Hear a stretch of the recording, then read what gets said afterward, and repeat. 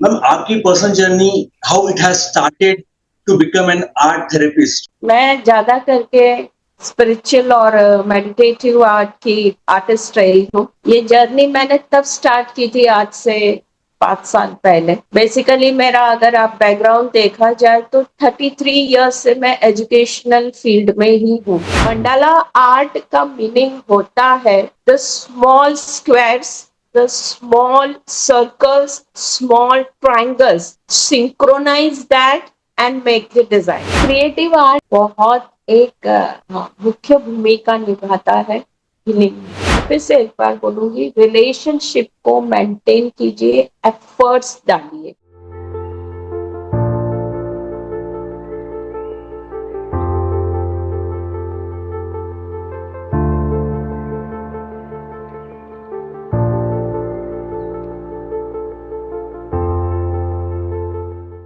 Welcome to Yogi Ram podcast. Today we have a very special guest, Dr. Ushma ji. Ushma ji celebrated for her expertise in art therapy, meditative and spiritual art, healing therapy, and relationship counseling. Expert in Juroko art, Ushma ji blends decades of educational leadership with transformative art and mindfulness, guiding individual and group toward emotional balance and creative renewal. Her immersive retreats, hands-on seminars, and bespoke workshop empowers participants ranging from professionals and educators to community leaders to reduce stress, unlock their creativity, and strengthen relationship to mindful, expressive art participant recognized with national awards and respected as a visionary in meditative art facilitation. Dr. Ushma ji inspire lasting growth and self-discovery for all who join her program. Very warm welcome, Ushma ma'am. आपका Yogiram podcast में बहुत बहुत स्वागत है। Thank you very much. So ma'am, आज का ये beautiful wonderful art से भरा हुआ पॉडकास्ट हम लोग स्टार्ट करते हैं। मैम आपकी personal journey, how it has started to become an art therapist, वो क्या शुरुआती दौर में उतार चढ़ाव थे, क्या पढ़ाव थे, आपकी इस पूरी तपस्या के बारे में मैम प्लीज बताएं। क्यों, मैं ज्यादा करके स्पिरिचुअल और मेडिटेटिव आर्ट की आर्टिस्ट रही हूँ। ये जर्नी मैंने तब स्टार्ट की थी आज से 5 साल पहले। बेसिकली मेरा अगर आप बैकग्राउंड देखा जाए तो 33 इयर्स से मैं एजुकेशनल फील्ड में ही हूँ। And being as a single parent, कहीं ना कहीं ये होता है, सभी जितने भी ह्यूमन बीइंग्स है सभी में 20-30% स्ट्रेस और एंजाइटी होती ही है, लेकिन हम लोग उसको एक्सेप्ट नहीं करते। हम ज्यादा आजकल के युग में हम बताना चाहते हैं हम बहुत स्ट्रांग है, लेकिन हम नहीं होते। उस वक्त मैंने ये जर्नी स्टार्ट की थी और तब मैंने ये नहीं सोचा था कि मैं इस मुकाम को यहाँ तक ले जाऊं। तो मैंने तब सिर्फ मंडाला आर्ट ही सीखना स्टार्ट किया। ये जर्नी तब स्टार्ट होती गई जब मुझे खुद को ऐसे लगा कि मैं अब इस सिचुएशन से बाहर निकल रही। तब मैंने ये मेरी जर्नी मंडाला आर्ट को पूरी तरह से स्पिरिचुअल आर्ट और मेडिटेटिव आर्ट के अंदर मैंने उसको पूरा कन्वर्ट कर दिया। तो आज ऊपर वाले की दया से मेरे पास बहुत सारे ऐसे क्लाइंट्स हैं जो मुझसे ये थेरेपी लेते। Great, ma'am. Great, ma'am. That was really great. You have shared your experience and personal experience जो रहता है कि बहुत बार, जैसा आपने कहा, आपके शब्दों को मैं लेना चाहूंगा कि पीपल प्रोजेक्ट की बहुत ज्यादा वो पावरफुल है, स्ट्रांग है, बट यस, जो मैं समझ पा रहा हूँ और आगे भी हम बात करने वाले हैं कि yes, you help in their emotional, you help their in the overall development. So ma'am, मैं नेक्स्ट क्वेश्चन लेता हूँ विद इमोशनल हीलिंग के लिए। So what is the most powerful aspects of art therapy for emotional healing? Ma'am इसके बारे में please detail में बताएं। देखिए, ज्यादा करके हमको ये बताया जाता है स्ट्रांग रहिए, पॉजिटिव रहिए, और कहीं पे भी हमारे पास ऐसे भी क्लाइंट्स होते हैं जिनके बिजनेस ग्रो नहीं होते हैं, रिलेशनशिप्स के प्रॉब्लम होते हैं, स्टूडेंट्स को प्रॉब्लम होते हैं। तो मेरा ये रिसर्च और मेरा ये एनालिसिस है कि हमारे यहाँ पे प्रॉब्लम की जो शुरुआत है वो रिलेशनशिप से ही होती है। वो रिलेशनशिप किसी से भी हो सकती, बॉस एम्प्लॉयज से हो सकती है, मैनेजर सेल्फ स्टाफ से हो सकती है, एचआर और उसके अंडर के स्टाफ से हो सकती है, हमारे नेबर से हो सकती है, हमारी अफेयर से हो सकती है, हमारे पार्टनर से हो सकती है, मदर डॉटर से हो सकती है, फादर सन से, sister sister, brother brothers, best friend से। ये सभी जो रिलेशंस है वहां हम कहीं ना कहीं कम ही होते, और वो पूरा इम्पैक्ट जो है वो हमारी प्रोफेशनल लाइफ पे पड़ता है। ज्यादा करके जब हम रिलेशनशिप्स और हीलिंग को जब हम एनालाइज करते हैं तो हमको यही चीज मिलती है, और पूरा जो हमारा इमोशनल माइंड बैलेंस है वो उसी के ऊपर निर्भर होता है। आज अगर हम और आप बात कर रहे, कुछ नहीं अच्छा लगा, मैंने बोल दिया नहीं नहीं ये ऐसा नहीं नहीं चले, तो वो हमारी यहीं पे जो रिलेशनशिप है उसमें टॉक्सिस आना स्टार्ट हो जाए। लेकिन अगर हम एक दूसरे के साथ बहुत अच्छी तरह से डील करते हैं, खुश होकर डील करते हैं, पॉजिटिव होकर डील करते हैं, तो एक पॉजिटिव ऑरा हमारी जो हमारा जो संबंध है एक होस्ट का, एक एंकर का, और मैं जो यहाँ पे बोल रही हूँ वो बहुत स्ट्रॉन्ग बिल्ड होता है। That totally the positive impact comes on the our professional life also। इसीलिए इमोशनल, हमारा मेंटली इमोशनल जो होता है वो हमारी डेली रूटीन, डेली लाइफ पे बहुत जरूरी है, और वहीं से हम हीलिंग की शुरुआत करते हैं। टेकिंग द नेक्स्ट क्वेश्चन, मैं ये सारे बिगनर्स के लिए पूछना चाहूंगा who are new to meditative art healing technique के लिए। So how do you introduce meditative art techniques, healing techniques to beginners? Ma'am इसके बारे में प्लीज बताइए। पहले तो हम लोग कैंडिडेट्स का काउंसलिंग करते हैं। ऑनलाइन में ज्यादा देती नहीं हूँ, हाँ टेलीफोनिक कन्वर्सेशन से हम 3 सिटिंग्स उनके साथ करते हैं। वो पहली सिटिंग्स में हमको पता चल जाता है कि यहाँ पे उनको क्या प्रॉब्लम फेस करनी पड़ रही है। उसके बाद में हम उनका रेसिडेंटल सेशंस लेते हैं जो कि 2 दिन का होता है। उस एनवायरनमेंट में उनको रहना बहुत जरूरी होता है जो कि हम हीलिंग सेशन देते हैं। देखिए ऐसे बहुत सारे हीलर्स हैं, बहुत अच्छे भी हीलर्स हैं जो कि हीलिंग करवाते हैं, लेकिन ड्यू टू आज हीलिंग को भी एक बिजनेस पर्पस से लिया जाता है, तो बहुत ऐसे स्कैमर्स होते हैं, फ्रॉड होते हैं जो हीलिंग सेंटर चलाते हैं, और वो कैंडिडेट्स के साथ मिसयूज भी हो जाता है उसका।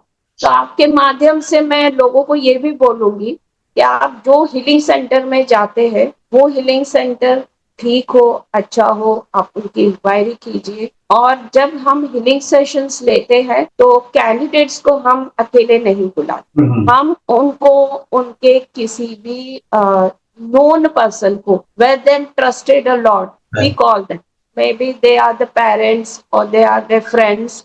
काफी टाइम ऐसे भी होता है कि हम बोलते हैं आपको किसी को साथ में लाना ही पड़ेगा, तो रास्ते चलते किसी को भी लेके आते हैं, हाँ ये मेरा मामा है, ये है, लेकिन उनको ये नहीं पता कि हमको फेस रीडिंग से उनका स्ट्रक्चर देख के हमको पता चल जाता है कि नहीं ये कोई किसी को गलत लेके आया। काफी लोग ऐसे भी होते हैं, चले आते हैं चलते चलते, चलो देखते हैं क्या है मैडम के पास, देखेंगे, ट्रेन पकड़नी थी, थोड़ा टाइम था, सोचा मैडम आपके साथ थोड़ा सेशन कर लूं, नहीं ये गलत है। जेन्युइनली जब आप सोचते हैं कि आपको आपका माइंड कंट्रोल करना है, और जब आप हीलिंग सेशन के पहले जब हमको ये पता चलता है कि यहाँ पे ये रिलेशनशिप्स के लिए प्रॉब्लम होते हैं, तो सबसे पहला इम्पैक्ट पड़ता है उनके नेचर पे, बहुत ज्यादा उनको अग्रेसिव होते हैं। तो हम जो ये सेशन है वो हम इस तरह से उसको हीलिंग में कन्वर्ट कर देते हैं। Great, ma'am. Very well explained, and you have given the pointers. Ma'am, talking more about this thing, talking about the story, talking about how people have overcome. Ma'am, इसके बारे में please share करिए how your meditative art, how your healing sessions, healing therapy help someone overcome stress and anxiety. वो ma'am कुछ किस्से, वो वाक्या, वो client feedbacks और experience, मैम प्लीज शेयर करिए। जी, मेडिटेटिव आर्ट जो है वो पूरा स्पिरिचुअल बेस है। आप अगर स्पिरिचुअल नहीं है तो आप कोई भी चीज सही तरीके से नहीं कर सकते। राइट राइट जी हाँ, स्पिरिचुअल होना बहुत जरूरी है। Behind every science and technology there is an power of universe, there is an power of divine. ये बात सच है। आज हम अगर यहाँ पे भी बात कर रहे हैं तो एक स्पिरिचुअल ऑरा है, एक डिवाइन पावर है हमारे आसपास जो हमसे ये काम करवा रहा है। अगर वो नहीं होता तो हम ये काम भी नहीं करते। जो आप कर रहे हो वो भी बहुत हार्ड वर्क है, जो मैं कर रही हूँ वो भी बहुत हार्ड वर्क है, लेकिन इसके पीछे ऊपर वाले की परमिशन है, डिवाइन पावर है, तो हम ये कर रहे हैं। तो मेडिटेटिव आर्ट के अंदर भी स्पिरिचुअल होना बहुत जरूरी है। मैं आपको बहुत शॉर्ट में बता देती हूँ। बुद्धिस्ट जब थे तब उन लोगों ने अपने संत, अपने मॉन्क और अपने स्टूडेंट्स, अपने शिष्यों को एकाग्रता करने के लिए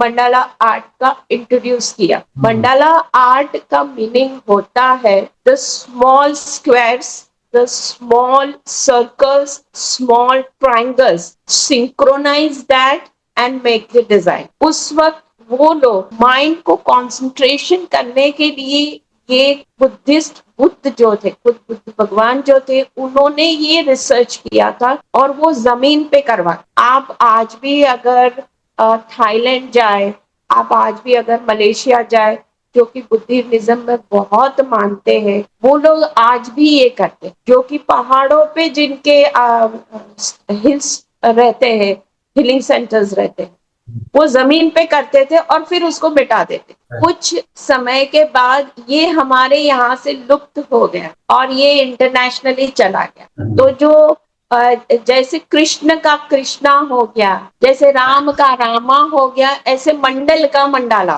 मंडला, राइट। उसमें से ये वन स्टेप ऊपर है, वो की जाता है मेडिटेटिव आर्ट। मेडिटेटिव आर्ट करने के टाइम पे टिबेटियन बुद्धिस्ट जो हीलिंग म्यूजिक रहता है, काफी सारे होते हैं। उसमें होता है वीणा, होता है सितार, होता है फ्लूट, होता है और उनके म्यूजिक होते हैं। हमारे यहाँ पे ओम मंत्र है, कुंजिका स्तोत्र है।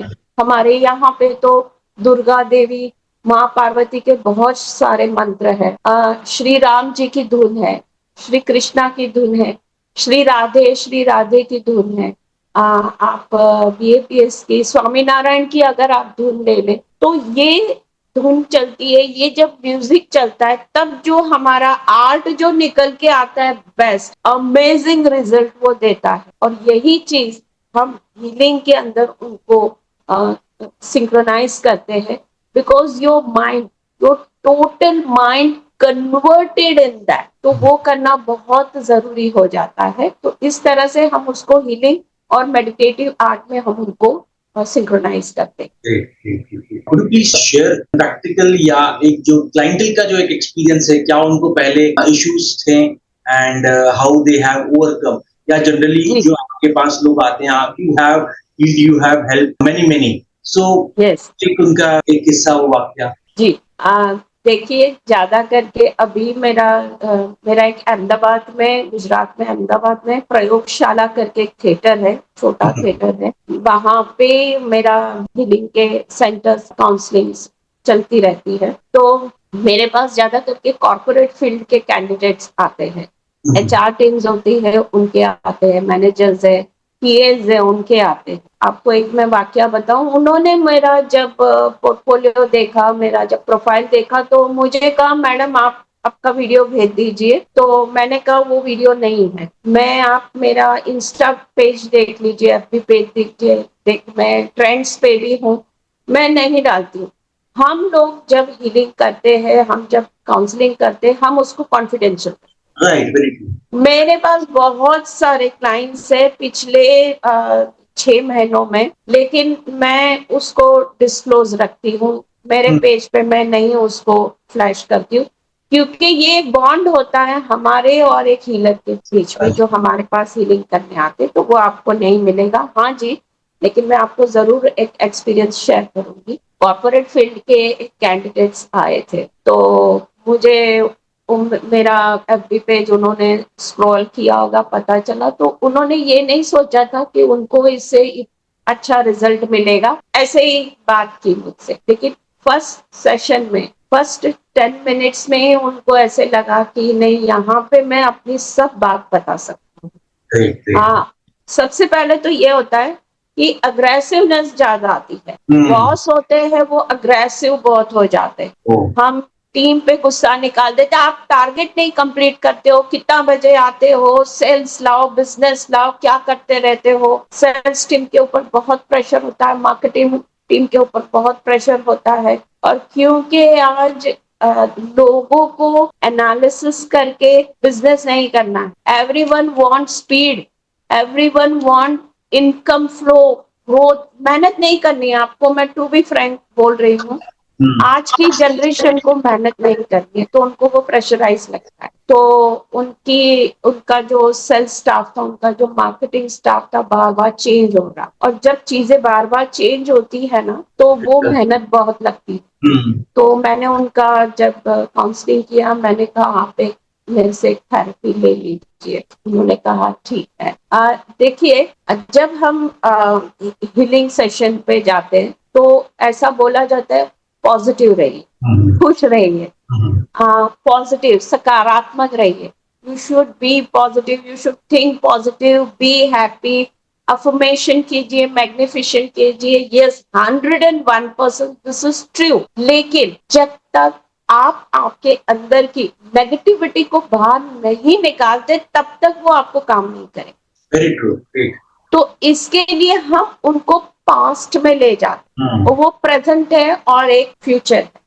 ये 3 लेयर्स हम बनाते हैं। अब उसमें भी आप अगर पास्ट में जाते हो तो आप बहुत जल्दी, आपको रिजल्ट चाहिए तो आप प्रेजेंट में जंप करते हो, उसके छींटे उड़ते, बोलते हैं ना हम कहीं जंप करते तो छींटे उड़ते, वो छींटे काम नहीं आते, वो कहीं ना कहीं दाग लग जाता। इसीलिए जब आप पास्ट में हो, तो उस पास्ट में जब हम हीलिंग करने जाते हैं तो स्टेप होता है, उसके ऊपर हम बोलते हैं आप अब इस पे पैर रखिए और आपके प्रेजेंट में आइए। प्रेजेंट आपका हो गया, आप शांति से प्रेजेंट वाले जो हम स्टेप बनाते हैं उस पे स्टेप रखिए, फ्यूचर में जाइए। ये थेरेपी, ये मेथड से ही वो चीजें काम करती। आपके अंदर नेगेटिविटी है, अगर आप नेगेटिविटी नहीं निकालते, वो अंदर टॉक्सिन्स होते रहता है।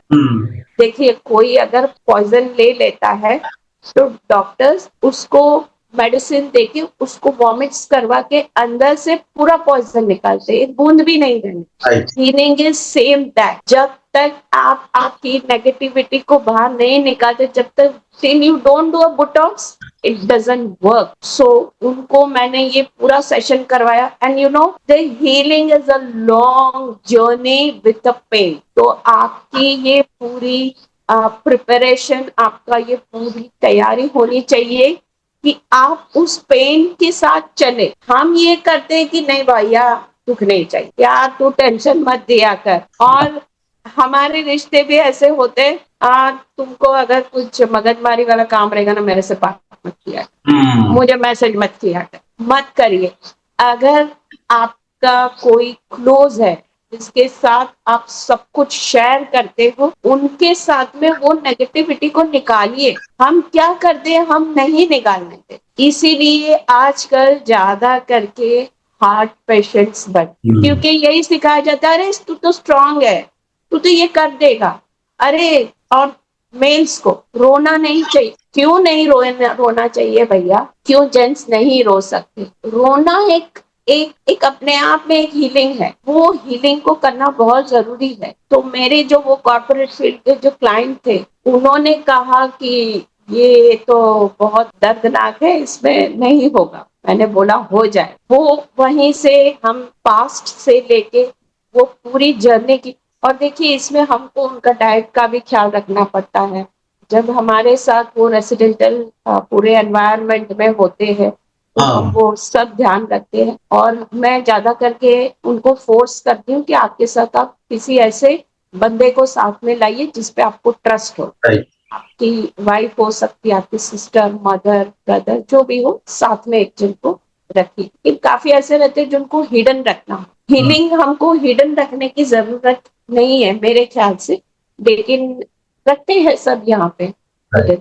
तो ये जो थेरेपी होती है ये इस तरह से चलती है, और एक बार अगर आपका टॉक्सिस पूरा निकल गया, फिर वो कंटिन्यू हमारे साथ मेडिटेटिव आर्ट के अंदर चलते हैं। जो पूरा आपका माइंड है वो आर्ट के अंदर हम उनको कंसंट्रेशन करवाते हैं, और वो बहुत बढ़िया रिजल्ट निकलता है। इस मेडिटेटिव और हीलिंग आर्ट की एक खूबसूरती है कि उसमें से जो क्रिएशन निकलता है, इतना खूबसूरत क्रिएशन निकलता है कि जो बंदा पेन में है, जो बंदा स्ट्रेस में है, जो एंजाइटी में है, वो बहुत खूबसूरत क्रिएशन लेके निकलता है। Great, great, great. Ma'am, moving to the next question and very very important one about your session. आपने इतने अच्छे डिटेल में बताया मैम. So मैम प्लीज और हमें बताइए कि कोई भी एक new Qamar how they can connect with you, और आपके जो सेशंस में क्या रहता है, कैसे इनरोल कर सकते हैं हम लोग,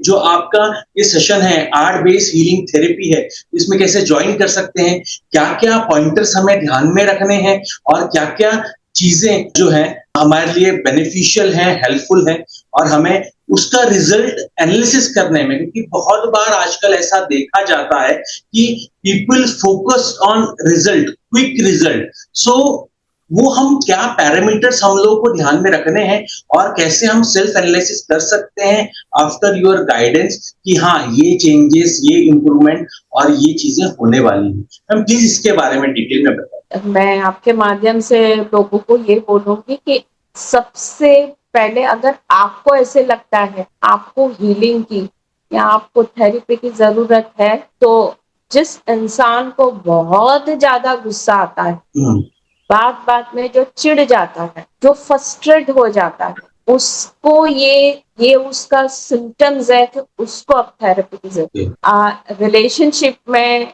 ये ज्यादा होता है, आपकी कहीं पे भी कोई भी रिलेशनशिप हो। देखिए फीमेल्स की तरफ से ऐसे होता है, फीमेल्स कैंडिडेट्स के साथ, कि उनकी अगर किसी के साथ दोस्ती है, अफेयर है, या हस्बैंड एंड वाइफ है, तो ऐसे होता है कि शुरुआत का जो समय होता है बहुत अच्छा होता है, क्या बोलते हैं, बाबू जानू बहुत होता है उसके अंदर, और बहुत एफर्ट्स लगाते हैं, पूरा दिन कनेक्टेड रहते हैं मैसेजेस से, वीडियो कॉल से, क्या कर रही हो, खाना खाया, ये वो। और जब चीजें अच्छी हो जाती है तब वो सडनली बंद हो जाती है। तो जब वो बंद हो जाता है तब फीमेल कैंडिडेट्स, और by a woman psychology, womens are more emotional and sensitive than mains.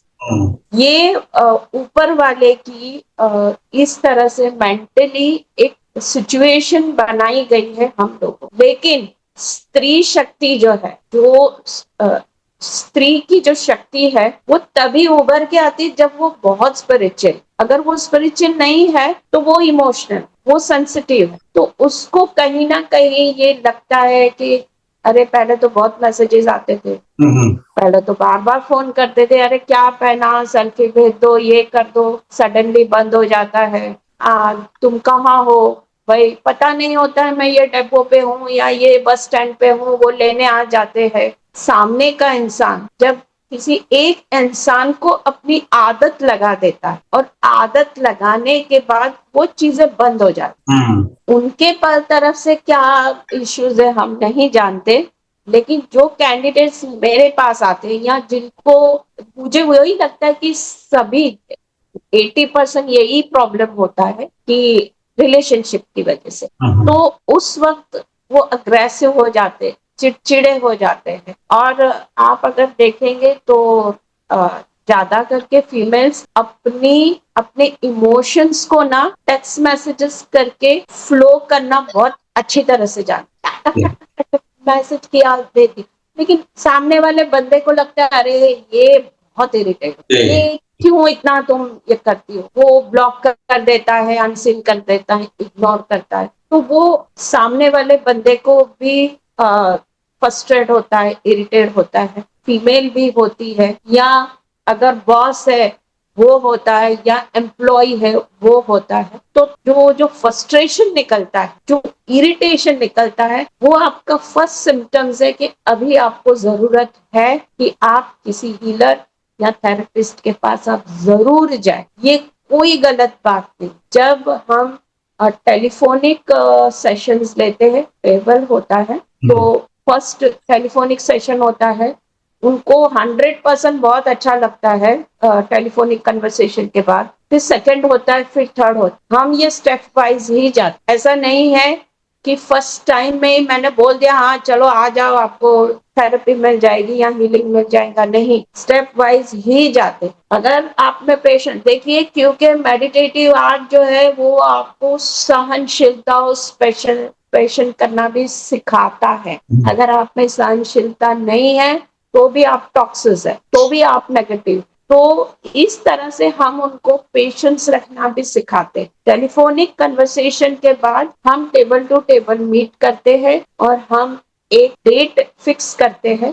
उसके बाद में हम उनको हीलिंग और थेरेपी के लिए बुलाते हैं। ज्यादा करके बहुत एक्सट्रीम लेवल पे जब केस होता है, तब हम उनको लगता है कि नहीं, इसको अब साइकियाट्रिस्ट या साइकोलॉजिस्ट की जरूरत है, तो हम उनको उस वहां पे जाने का मैं उनको सजेशन देती। और आपको बड़ा ताज्जुब लगेगा कि मेरे साथ ऐसे भी साइकियाट्रिस्ट और साइकोलॉजिस्ट अभी जुड़े हैं जिनको ऐसे लगता है कि इसको हमारे मेडिसिन की जरूरत नहीं है, इनको आपके हीलिंग की और आपकी थेरेपी की जरूरत है, तो वो मेरे पास आते हैं। तो हम कैंडिडेट्स को इस तरह से ले जाते हैं, हम डायरेक्ट कोई भी सॉल्यूशन नहीं निकालते। जी, बहुत बहुत अच्छे तरीके से मैम आपने डिटेल बताया। मैम इसी कंटेक्स्ट में मैं एक और सवाल लेना चाहूंगा। So how do you identify, आप आपकी टीम कैसे आइडेंटिफाई करते हैं, आप एक्सपर्ट्स हैं, सो जो क्रिएटिव ब्लॉक्स हैं आपके क्लाइंट्स के, आपके जो भी आपसे गाइडेंस लेने आते हैं,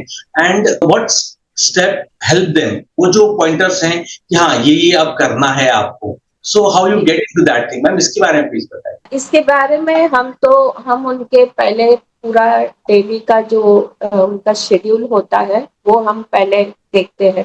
तो देखिए, हमको 7 से 8 घंटे नींद निकालना बहुत जरूरी है। राइट। अगर आपकी नींद, when you are disturbing your sleep, because ये नेचुरल है, अगर आपने उसको डिस्टर्ब किया तो आपको कहीं ना कहीं फिजिकल पेन स्टार्ट होते, बॉडी पेन है, लेग्स पेन है, माइग्रेन बहुत होता है, तो ये सिम्टम्स होते हैं। तो वो हम पहले देखते कि ये उनको है कि। दूसरा कि मैं ये सभी को रेकमेंड करती हूँ कि दोपहर के टाइम पे आप 15 से 20 मिनट नैप टाइम जरूर लीजिए। ये आपकी बॉडी को और आपके ब्रेन को बहुत जरूरी है, क्योंकि आपका ब्रेन कांस्टेंट काम करता है, आप सुबह से लेके रात तक, और रात में भी आप जब सो जाते हो तब भी आपका ब्रेन चल रहा है, आपका हार्ट तो चल ही रहा है। तो आप, अगर आप नाइट शिफ्ट पे है, अर्ली मॉर्निंग की आपकी शिफ्ट है, आप ज्यादा ट्रैवलिंग करके जाते हैं, आई रेकमेंड देम आपको नैप टाइम लेना ही लेना। तो ये कहा जाता है हम तो ऑफिस में रहते हैं, हम कैसे ले ये टाइम पे, तो हम स्कूल में रहते हैं, कोई प्रोफेसर्स रहते हैं, नहीं लिया जाता। आप जापानीज टेक्निक जब निकली है, आप जापान में आप कहीं पे भी जाइए, जो ऑफिस में उनकी चेयर्स इस तरह से होती है, स्विच होता है उनके वहां पे, लंच के बाद एक सायरन बजता है, वो सीट जो होती है वो स्लीपिंग सीट में कन्वर्ट हो जाती है, और सभी एम्प्लॉयज को 20 मिनट्स का रेस्ट दिया जाता है, बड़ी बड़ी इंडस्ट्रीज में भी, और उसके बाद में उनका टी ब्रेक या कॉफी ब्रेक होता है। ये बहुत जरूरी है, लोग इसको नहीं मानते, बोलते हैं हाँ उनका तो दोपहर का सोने का टाइम रहता है, हाँ क्या आराम में हो, नहीं, वो बहुत जरूरी है। फीमेल्स को भी बहुत जरूरी है, मेल्स को भी बहुत जरूरी है। 10 से 15 minute nap time is necessary. Don't do anything wherever you are, आप कार में है, कहीं जा रहे, आपको आपका शेड्यूल रखिए इस टाइम पे, कहीं पे भी आप, पेड़ मिले, हाईवे मिले, आपको कोई रिसोर्ट मिले, होटल मिले, कहीं पे भी आप प्लेटफॉर्म पे हो, 15 से 10 मिनट आप नैप टाइम ले लीजिए, then you see the what the energy is converting. ये एक हम उनको बोलते हैं। प्लस उनका फूड किस तरह से वो लोग फूड की उनकी सिस्टम होती है वो लेते हैं। और ज्यादा करके हम उनको ये भी रेकमेंड करते हैं कि क्योंकि देखिए जब तक वो हीलिंग नहीं करते, जब तक वो थेरेपी नहीं करते, वो अग्रेसिव ही रहते। वो मेरे हाँ मैडम मेरे को ये हो रहा है, हाँ मुझे बहुत ये ऐसे मुझसे भी ऐसे बात करते। तो हम उनको रेकमेंड करते हैं कि आप अपनी भूख को भी शांति। ओके।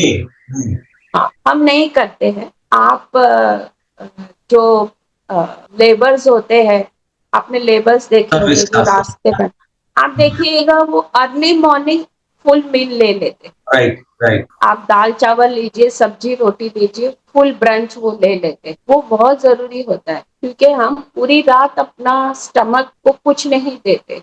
अभी ऐसे ट्रेंड चला है, लेट नाइट लोग कॉफी पीते। आई रेकमेंड आप कॉफी मत पीजिए लेट, उससे अच्छा आप दूध ले लीजिए हल्दी वाला, या आइसक्रीम और दूध, कुछ ऐसा चिल्ड चीजें। तो हम उनका फूड का भी देखते हैं किस तरह से वो फूड लेते हैं, वो भी हम उनको रेकमेंड करते हैं। आप कलर्स कैसे ले, बहुत अग्रेसिव कलर्स अगर आप यूज करते हो तो वो भी आपके माइंड के ऊपर कहीं ना कहीं रिफ्लेक्ट होता है, आपके माइंड के साथ वो चलता है। फिर सराउंडिंग उनकी देखिए काफी ऐसे होता है ना कि काफी सारी मैं ऑफिसेज में विजिट करती हूँ, बहुत ब्राइट कलर्स होते हैं उनके, वो भी इम्पैक्ट करता है। काफी ऐसे होते हैं जब हमको लगता है कि नहीं ये इसमें कुछ ज्यादा करने जैसा है, और उनको स्पिरिचुअली ले जाना पड़ता है। तो बोलते हैं हमको मंत्र स्तोत्र कुछ नहीं।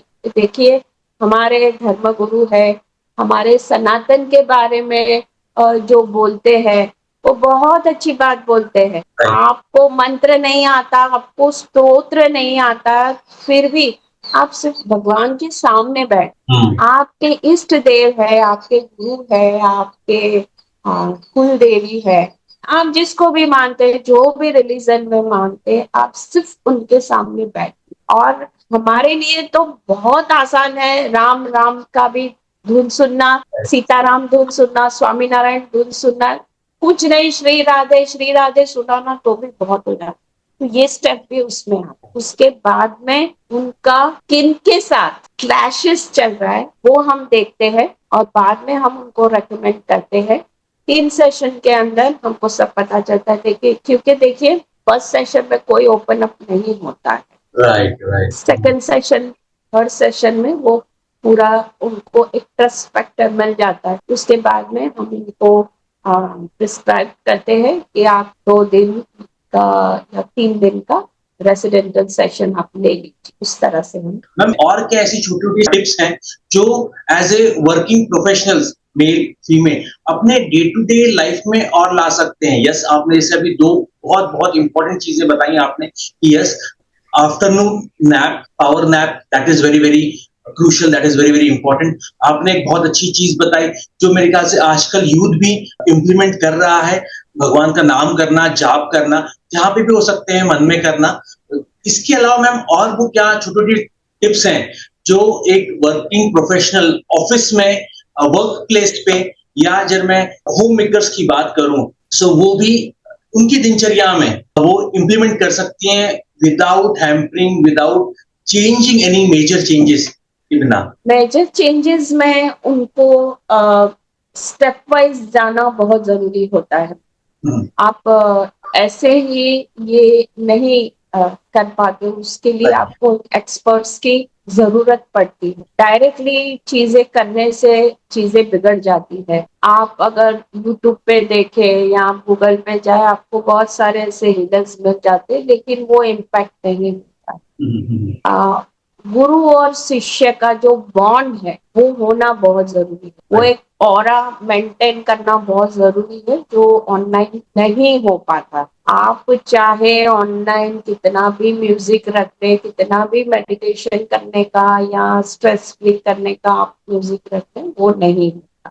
तो बहुत पूरे वर्ल्ड में बहुत कम ऐसे रेसिडेंटल हीलर्स होते हैं जो कि ये करते। एंड मैं यहाँ पे दीपिका को मैं याद करूंगी, दीपिका पादुकोण, कि she was the first who has introduced this anxiety and a depression to India. Right. She was the first Speak. जिन्होंने इसके बारे में ओपनली बात किया। Right, right, right. लोग नहीं बात करते। और देखिए, हमको खुद को जब लगता है कि ये मैं डिप्रेशन या एंजाइटी के तरफ जा रहा हूँ, सबसे पहला हम इरिटेट होते हैं लोगों से, हमको फ्रस्ट्रेशन उन लोगों से लगता है जो हमारे बहुत करीब होता है। हम बहुत अग्रेसिव हो जाते हैं, थोड़ा नमक भी इधर उधर होता है तो हम खाली फेंक देते, हम हमारे एम्प्लॉयज के ऊपर गुस्सा हो जाते। और दूसरा ये होता है कि कुछ अच्छा नहीं लगता। तो वो चीजें जब होती है तो हमको ये समझ लेना चाहिए कि नहीं, अब जरूरत है, और बिजनेस नहीं आ रहा है, आपकी डील्स फाइनल नहीं हो रही है, आपके टारगेट्स कंप्लीट नहीं हो रही है। और देखिए, आप काफी सारे एस्ट्रोलॉजर्स भी मेरे साथ जुड़े हुए हैं, जिनके पास ऐसे क्लाइंट्स आते हैं तो वो भी मेरे पास कन्वर्ट कर देते हैं। और अगर मेरे पास ऐसे क्लाइंट आते हैं जो कि एस्ट्रोलॉजी में मानते हैं, वास्तु में मानते हैं, तो मैं उनको वहां पे कन्वर्ट कर देती हूँ, क्योंकि सभी चीजें एक दूसरे की चेन। स्पिरिचुअलिटी एक ऐसा है कि जो वो सभी को जोड़े हुए रखती, तो हम उनको वो भी रेकमेंड करते हैं। और आपको अगर ऐसे लग रहा है कि ये चीजें नहीं हो रही है तो आप समझ जाइए कि कुछ गलत। और हम ज्यादा करके तब अलाउ नहीं करते कि आप ब्लैक कलर पहनिए, क्योंकि ब्लैक कलर से बहुत रिफ्लेक्ट होती है नेगेटिविटी। दूसरा ये बोला जाता है, मैं फिर से एक बार दोहराऊंगी, कि आप लोगों को ये बोलते रो मत, रो मत, नहीं, उनको रोने दी। डिटॉक्स करना बहुत जरूरी है। और आप ऐसे ही बैठे हैं और अगर लग रहा है मुझे नहीं बात करनी, हम किसी के साथ मीटिंग पे जाते हैं, हम कैंसिल कर देते हैं। ड्राइवर है, थोड़ा ऐसा हो गया, हम ड्राइवर पे गुस्सा हो जाते हैं। When your nature becomes aggressive, you are 100% you need a therapy. तो लोगों को ऐसे भी लगता है कि ये मैडम हमको पागल बना रही है। मैं किसी को पागल नहीं बना रही हूँ। Everyone need it. हमको, मैं एक फेस रीडर भी हूँ, मुझे फेस रीडिंग से भी पता चल जाता है कि इसको क्या जरूरत है। और स्पिरिचुअलिटी जाना बहुत जरूरी, बहुत। कुछ नहीं आता आपको, एटलीस्ट आप ओम नमः शिवाय का जाप कीजिए। जाप मतलब मैं ये नहीं बोलती आप माला कीजिए, उसको याद कीजिए, क्योंकि हम लोग 24 आवर्स 365 डेज उसके साथ है। हम नहीं उनको इम्पोर्टेंस इतना देते, लेकिन वो हमको देता है, वो हमेशा हमारे साथ रहता है। तो जब अग्रेसिवनेस आ जाती है, आपकी नींद डिस्टर्ब होती है, आपको कहीं ना कहीं लगता है आज कंधा दुख रहा है, आज पैर दुख रहा है, आज बैक पेन है या और कुछ है, need a therapy, you need a healing session. Females के लिए मैं बोलूंगी, females after age of 40-45 each and every woman needs a therapy. एक तो वो पूरी जो अपनी लाइफ होती है, उनकी जो पूरी इच्छाएं होती है, उनके ड्रीम्स होते हैं, वो पूरा फैमिली के पीछे वो यूज कर देती है। आफ्टर एज ऑफ 40 जब जरूरत नहीं है, अब बच्चे बड़े हो गए हैं, हस्बैंड भी अच्छी तरह से सेटल है, यहाँ वो जॉब करती है, तो जॉब में भी इतने सारे साल से एक ही जगह पे जॉब करने से वहां पे भी इतना सब कुछ सेटलमेंट हो जाता है। और क्योंकि वुमेन्स मोनोपोज के दायरे में जाती है, तो उनको भी अगर चिड़चिड़ापन है तो बात बात पे गुस्सा हो जाती है, रोना आ जाता है, कुछ चीजें अच्छी नहीं लगती है।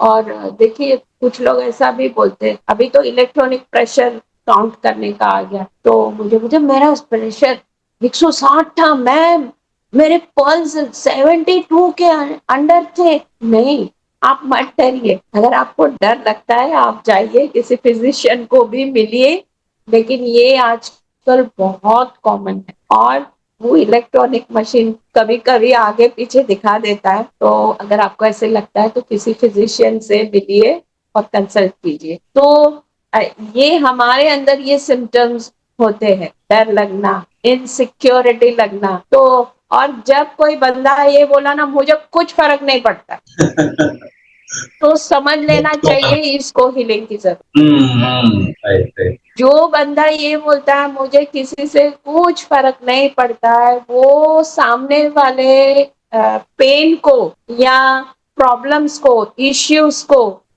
वो इनडायरेक्टली उसको अवॉइड करना चाहता है, उसको निग्लेक्ट करना चाहता है, या वो बंद करना चाहता है कि बाबा ये मैटर मुझे नहीं चाहिए। तो वो बोलता है मुझे फर्क, जो ऐसे बोलता है ना जा तेरे से जो होगा वो कर ले, तो समझ जाना कि नहीं अब मुझे जरूरत। क्योंकि जब आप थेरेपी करते, आप हीलिंग करते, तो आप ये नहीं बोलोगे मुझे फर्क नहीं पड़ता, आप बोलोगे मुझे फर्क पड़ता। इसका सॉल्यूशन मैं निकालू, मेरे पास बिजनेस नहीं आता, मुझे फर्क पड़ता है, मैं इस पे रिसर्च करूंगा कि क्यों नहीं होता है। तो इस तरह से हम एनालाइज करते हैं और हम स्टेप बाय स्टेप हम देखते हैं। उसका पूरा रिसर्च करने के बाद में इस तरह से पॉइंट्स हमको मिलते हैं कि अब इनको हीलिंग की और थेरेपी की जरूरत है। इसी कंटेक्स्ट में मैं एक और सवाल पूछना चाहूंगा अबाउट रिलेशनशिप कपल्स के बारे में। So in what ways can couple use creative arts to improve communication? क्योंकि बहुत बार आजकल यूथ में और इन जनरल भी ये इशू आ रहे हैं। जैसा आपने पहले के क्वेश्चंस में भी आपने बताया, you try to explain, you try to make us understand कि yes, communication is most important. It is not about कि जो intensity of communication, जो intensity of expressing, the intensity of giving importance, वो over a period of time थोड़ा सा कम हो जाता है या ज्यादा होता है। So ma'am, how the creative art helps in this? Creative art इसमें बहुत एक मुख्य भूमिका निभाता है हीलिंग में। रिलेशनशिप में ये होता है कि ज्यादा करके उनको ब्लॉक किया जाता है, उनसे कम्युनिकेशन नहीं होता है। देखिए मेरा बहुत से या आज की जो जनरेशन है उनसे एक ये कहना चाहूंगी कि अगर आप किसी के साथ रिलेशनशिप में कंटिन्यू नहीं कर पाते तो आप रिलेशनशिप मत रखें। क्योंकि आप तो चले जाओगे, आप तो मूव ऑन कर लोगे, लेकिन जो बंदा वो पेन से जा रहा है उसके लिए बहुत दिक्कत हो जाती है। और कई बार इसीलिए सुसाइड केसेस ज्यादा होते हैं। क्योंकि क्या होता है कि जिनके साथ वो पूरी दिनचर्या की बात करते हैं वो बंद हो जाते हैं। और मेरा ये उन लोगों से कहना है कि भैया आप पहले बहुत कम्युनिकेशन रखते थे, सडनली कम्युनिकेशन आप बंद कर देते हो। क्यों बंद कर देते हो? 24 आवर्स 365 डेज कोई बिजी नहीं होता, कोई इतना काम नहीं करता, लेकिन अब एक नया ट्रेंड निकला है, भाई स्पेस देना चाहिए, थोड़ा स्पेस दो। प्यार करो और छोड़ दो, छोड़ने के बाद में अगर वो आपके पास वापस आता है तो समझो वो प्यार था। अरे क्यों भैया, तो पहले प्यार था ही, पहले फीलिंग्स थी तो आप एक दूसरे के साथ जुड़े। मैं ये कहती हूँ क्यों आपको स्पेस चाहिए? आपको जो स्पेस रखनी है वो आप दो लोग एक दूसरे के साथ कम्युनिकेशन में वो स्पेस रखें। तो ये कहा जाता है नहीं आज के रिलेशनशिप में तो स्पेस चाहिए। देखिए आप अगर सामने वाले को ज्यादा खींचोगे तो वो निकल जाएगा। क्यों निकल जाएगा? क्यों? हमने जो लॉन्ग डिस्टेंस रिलेशनशिप होती है जो ज्यादा समय तक, देखिए अगर ये चीजें 1 साल में होती है तो हम मानते हैं, लेकिन जब आप 5 साल के ऊपर वो रिलेशनशिप को ले जाते हो और सडनली सब कुछ बंद हो जाता है तो कहीं ना कहीं ये सिम्टम्स एंजाइटी डिप्रेशन के स्टार्ट हो जाते हैं। और एक ऐसा इंसान आप रखिए कि आप उनके साथ खुल के बात कर सके, तो वो नहीं होता है। क्योंकि हिडन चीजें होती है ना, वो हम सबके साथ नहीं शेयर कर सकते। वो बहुत बड़ा नेगेटिव इम्पैक्ट पड़ता है। तो जब और ये भी कहा जाता है कि पहले आंधी हो तूफान हो, हमको ये डेट को मिलना ही है, हम मिलेंगे। राइट। कुछ भी हो ये डेट फिक्स है, हमको मिलना ही है। फिर क्या हो गया? अगर आंधी तूफान आपको स्टार्टिंग पीरियड में नहीं लगती थी तो बाद में क्यों लगती है, ये Right. मैं दोनों साइड से मैं बोलना चाहूंगी कि आप अपनी रिलेशनशिप को समय दीजिए। मैं वो समय नहीं बोल रही हूँ जो छोड़ दीजिए, मैं वो समय बोल रही हूँ जो आपको एक दूसरे के साथ रहना है। मेरा काफी रिसर्च है पिछले कुछ महीनों से इसके लिए कि मैं ये बिल्कुल भी नहीं मानती हूँ कि हमको सामने वाले बंदे को स्पेस देनी चाहिए या हमको छोड़ देना चाहिए। नहीं, एफर्ट्स लगाइए। हम एक टाइम ऐसा था ना, हम एफर्ट्स लगाना छोड़ देते, जाना जाने देना, नहीं फोन उठाता है जान, नहीं बात करता है जान, रिप्लाई नहीं देता है जाने दे। आपने पहले का टाइम देखा होगा, अब पहले Right. तो डाकिया थे और that time I think there was no train. एक चिट्ठी का रिप्लाई, एक चिट्ठी का जो आपने पंकज उदास जी की चिट्ठी आई है, कितनी इमोशनल है। उस वक्त का जो जो रिलेशनशिप्स थी, हैट्स ऑफ टू देम कि कितना टाइम वो वेट करते थे। Right. और वो 6-7 पन्ने, कभी 12 पन्ने की वो चिट्ठियां पूरी पढ़ते थे। आज एक टेक्स्ट मैसेज भी अगर हम पूरी दिल की बात लिखते हैं तो सामने वाला बंदा बोलता है क्या लिखती रहती, ना क्यों लिखती है ये, मुझे टाइम नहीं होता है। तो ये सब चीजें होती है, ऐसे भी फीमेल्स को बहुत फेस करना पड़ता है।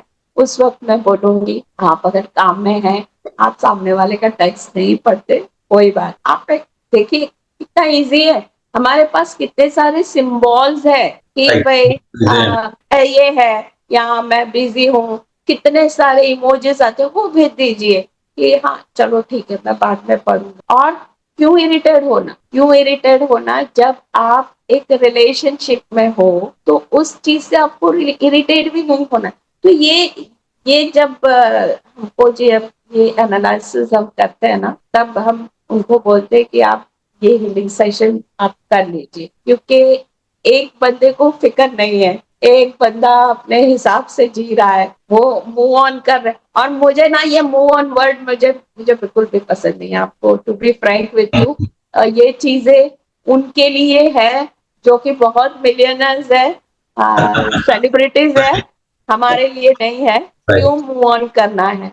हाँ, मैं ये जरूर बोलूंगी कि अगर आपका क्या कहते हैं, बहुत बुरी तरह से चीजें हैं और आप मूव ऑन करते हैं तो अच्छा है, लेकिन सबसे पहले थेरेपी कीजिए, हीलिंग कीजिए, और आपके जो रिश्ते हैं उसमें आप एफर्ट्स लगाइए।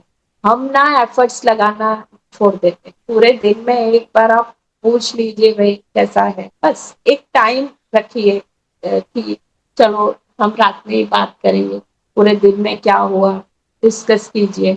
देखिए आपको कितना भी प्रॉब्लम होगा, उस प्रॉब्लम का सॉल्यूशन मैं नहीं ला सकती हूँ, आपके लीगल प्रॉब्लम हो सकते हैं, आपके और कुछ भी प्रॉब्लम में हेल्थ इश्यूज हो सकता है, और डॉक्टर का काम डॉक्टर करता है, फिजिशियन का काम फिजिशियन करता है, लीगल एडवाइजर्स का काम लीगल एडवाइजर करते हैं, अकाउंटेंट का काम अकाउंटेंट करते हैं।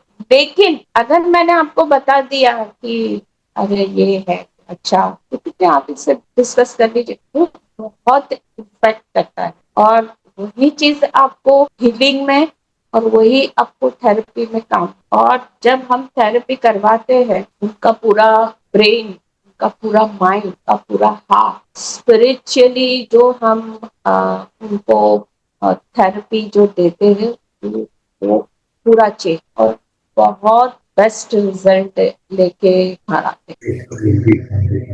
मैम मैं और थोड़ा सा डेप्थ में पूछना चाहूंगा अगला सवाल। सो how do you use symbols and colour for deeper emotional expression in healing arts? Ma'am इसके बारे में प्लीज बताइए। मैं मेरे जो जरूखो मेरा आर्ट है, मैं आपको पहले जरूखो के बारे में भी बता दूं। Please. Jharokha is the meaning of open window. आप ज्यादा करके देखिए ना, विंडोज बंद होती है उसको हम खोलते हैं। जरूखो आप राजस्थान में जाइए, आप और भी कहीं जाइए, जरूखो जो होता है वो एक इतना खूबसूरत एक खिड़की होती है, the beautiful window which is done with carving. आप मेरे लोगों में भी देखिए, बहुत अच्छी कर्व्स वाला मेरा लोगो है, और मेरे यहाँ पे विंडोज भी है, वो भी जरूखो टाइप्स की ही विंडोज की कार्विंग है, तो बहुत ब्यूटीफुल होता है जो जरूखो है। तो मेरे फाउंडर है संजय हलवदिया, उन्होंने ये जरूखो इंट्रोड्यूस किया है। और मेरी एडवाइजर है डॉक्टर हेतल हलवदिया, जो कि टैरोट कार्ड रीडर और वास्तु कंसल्टेंट है। उन्होंने भी मुझे ये रेकमेंड किया, एज वेल एज मैं डॉक्टर्स और साइकियाट्रिस्ट और साइकोलॉजिस्ट से भी मैं कंसल्ट करती हूँ, क्योंकि अग्रेसिवनेस आपकी वहां से स्टार्ट होती है कि आप सामने क्या देखते हैं। Right, right. और देखिए, ज्यादा करके प्रकृति देवी हमारी जो है, जो हमारे वन देवी जो है, उनका रंग होता है ग्रीन, और आसमान हमारा होता है नीला। हमारे लक्ष्मी जी को कलर प्यारा होता है पीला, तो हमारे सूर्य देव का कलर होता है ऑरेंज, थोड़ा येलो ऑरेंज टाइप। और अगर आप सनसेट के टाइम में भी देखिए तो बहुत खूबसूरत सा ऑरेंज येलो मिक्स होके वो पूरा बहुत नारंगी जैसा हो जाता है। तो ये जो कलर्स है, जो नेचुरल कलर्स है, जो स्पिरिचुअलिटी के साथ जो ज्वाइन होके चलते हैं, हम वही कलर उनको रेकमेंड करते हैं। हम ब्लैक कलर है, डार्क ब्लू है, नेवी ब्लू है, हम वो रेकमेंड नहीं करते। जो बहुत माइल्ड कलर्स होते हैं, हम ज्यादा करके कोशिश भी यही करते हैं कि वो कलर में कन्वर्ट हो जाए। मतलब अगर आप कपड़े भी लेते हैं तो वही कलर में लीजिए। काफी ऐसी कॉर्पोरेट फील्ड है जिन्होंने हम मुझसे कंसल्ट करके उनके यूनिफॉर्म्स बनवा दिए कि भैया आपको ऑफिस में यही कलर पहन के आना है, तो ये कलर्स भी काम करते हैं। Ma'am, talking more about us, जब मैं बात करूं बाकी जनरल लोगों की, जब मैं बात करूं, सो वो क्या कॉमन मिसकंसेप्शंस हैं लोगों के अबाउट आर्ट थेरेपी, जो मैम आप ज्यादा अक्सर आप सुनती हैं, और जो शुरुआती स्टेज में बिफोर द काउंसलिंग की जब मैं बात करूं, या जब कोई नया आपसे ज्वाइन करता है, तो वो क्या मिसकंसेप्शन रहते हैं आर्ट थेरेपी के लिए? आर्ट थेरेपी को लोग बहुत सस्ते में और इजीली लेते हैं। जितनी भी कलाएं हैं वो सभी थेरेपी में ही काम करती है। मैं खुद एक क्लासिकल डांसर हूँ। I am BA with Bharatanatyam. फिलहाल मैं कथक भी सीख रही हूँ।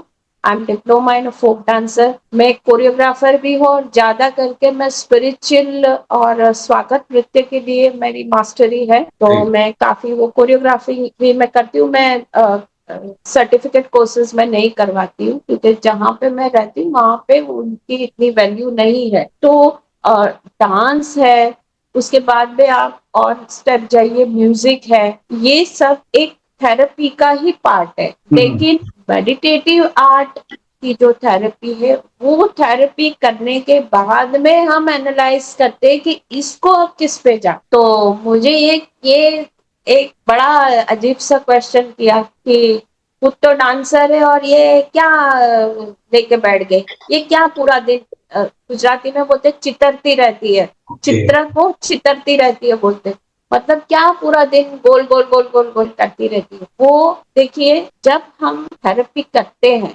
जैसे कि आप नर्सरी के बच्चों को जब आप लिखने देते हैं, तो उनको आप पहले standing line, sleeping line, curves line, ये आप उनको सिखाते हैं। वो सीखने के बाद में वो दोनों लाइन के सिंक्रोनाइजेशन करके हम उनको ये सिखाते हैं। The same thing meditative art एक ऐसा बेस है जो हम उनको जब करवाते तब हमको पता चलता है कि अब इसको किसमें जाना चाहिए। तो काफी ऐसे हैं कि जो मेरे पास कैंडिडेट आए हैं, वो थेरेपी करते मुझे पता चला कि ये एक्टिंग बहुत अच्छी कर सकता है। तो मैंने उसको ऐसे ही सजेस्ट किया। मैंने बोला बेटा तुम एक बार एक्टिंग का क्यों नहीं करते हो? बोलते क्या बात करते हो मैम, मेरा फेस देखो, मैं कैसे कर सकता हूँ? मैंने बोला आप ट्राई कीजिए। तो वो उसने एक्टिंग क्लासेस ज्वाइन किए, और आज वो बहुत अच्छा एक्टर है, जो कि वो हमारे गुजराती फिल्म और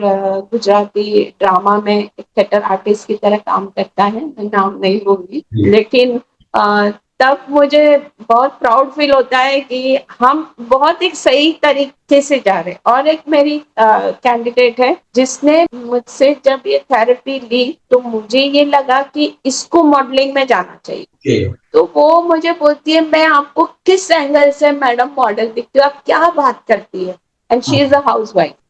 तो मैंने बोला आप ट्राई कर कीजिए, ट्राई करने में क्या जाता है। Right. तो बोलती नहीं नहीं बहुत रिस्की है। मैंने बोला देखो ये थेरेपी का हिस्सा है। उन्होंने फिर मॉडलिंग सेशंस जबकि हम भी करवाते हैं क्योंकि फीमेल्स में ज्यादा करके कैंडिडेट्स ना उसी में टर्न होते Okay. फीमेल्स में, जी हाँ 80% उसी में टर्न हो जाते, तो हम खुद भी करवाते। वो बहुत अच्छी एक मॉडल बन के निकली।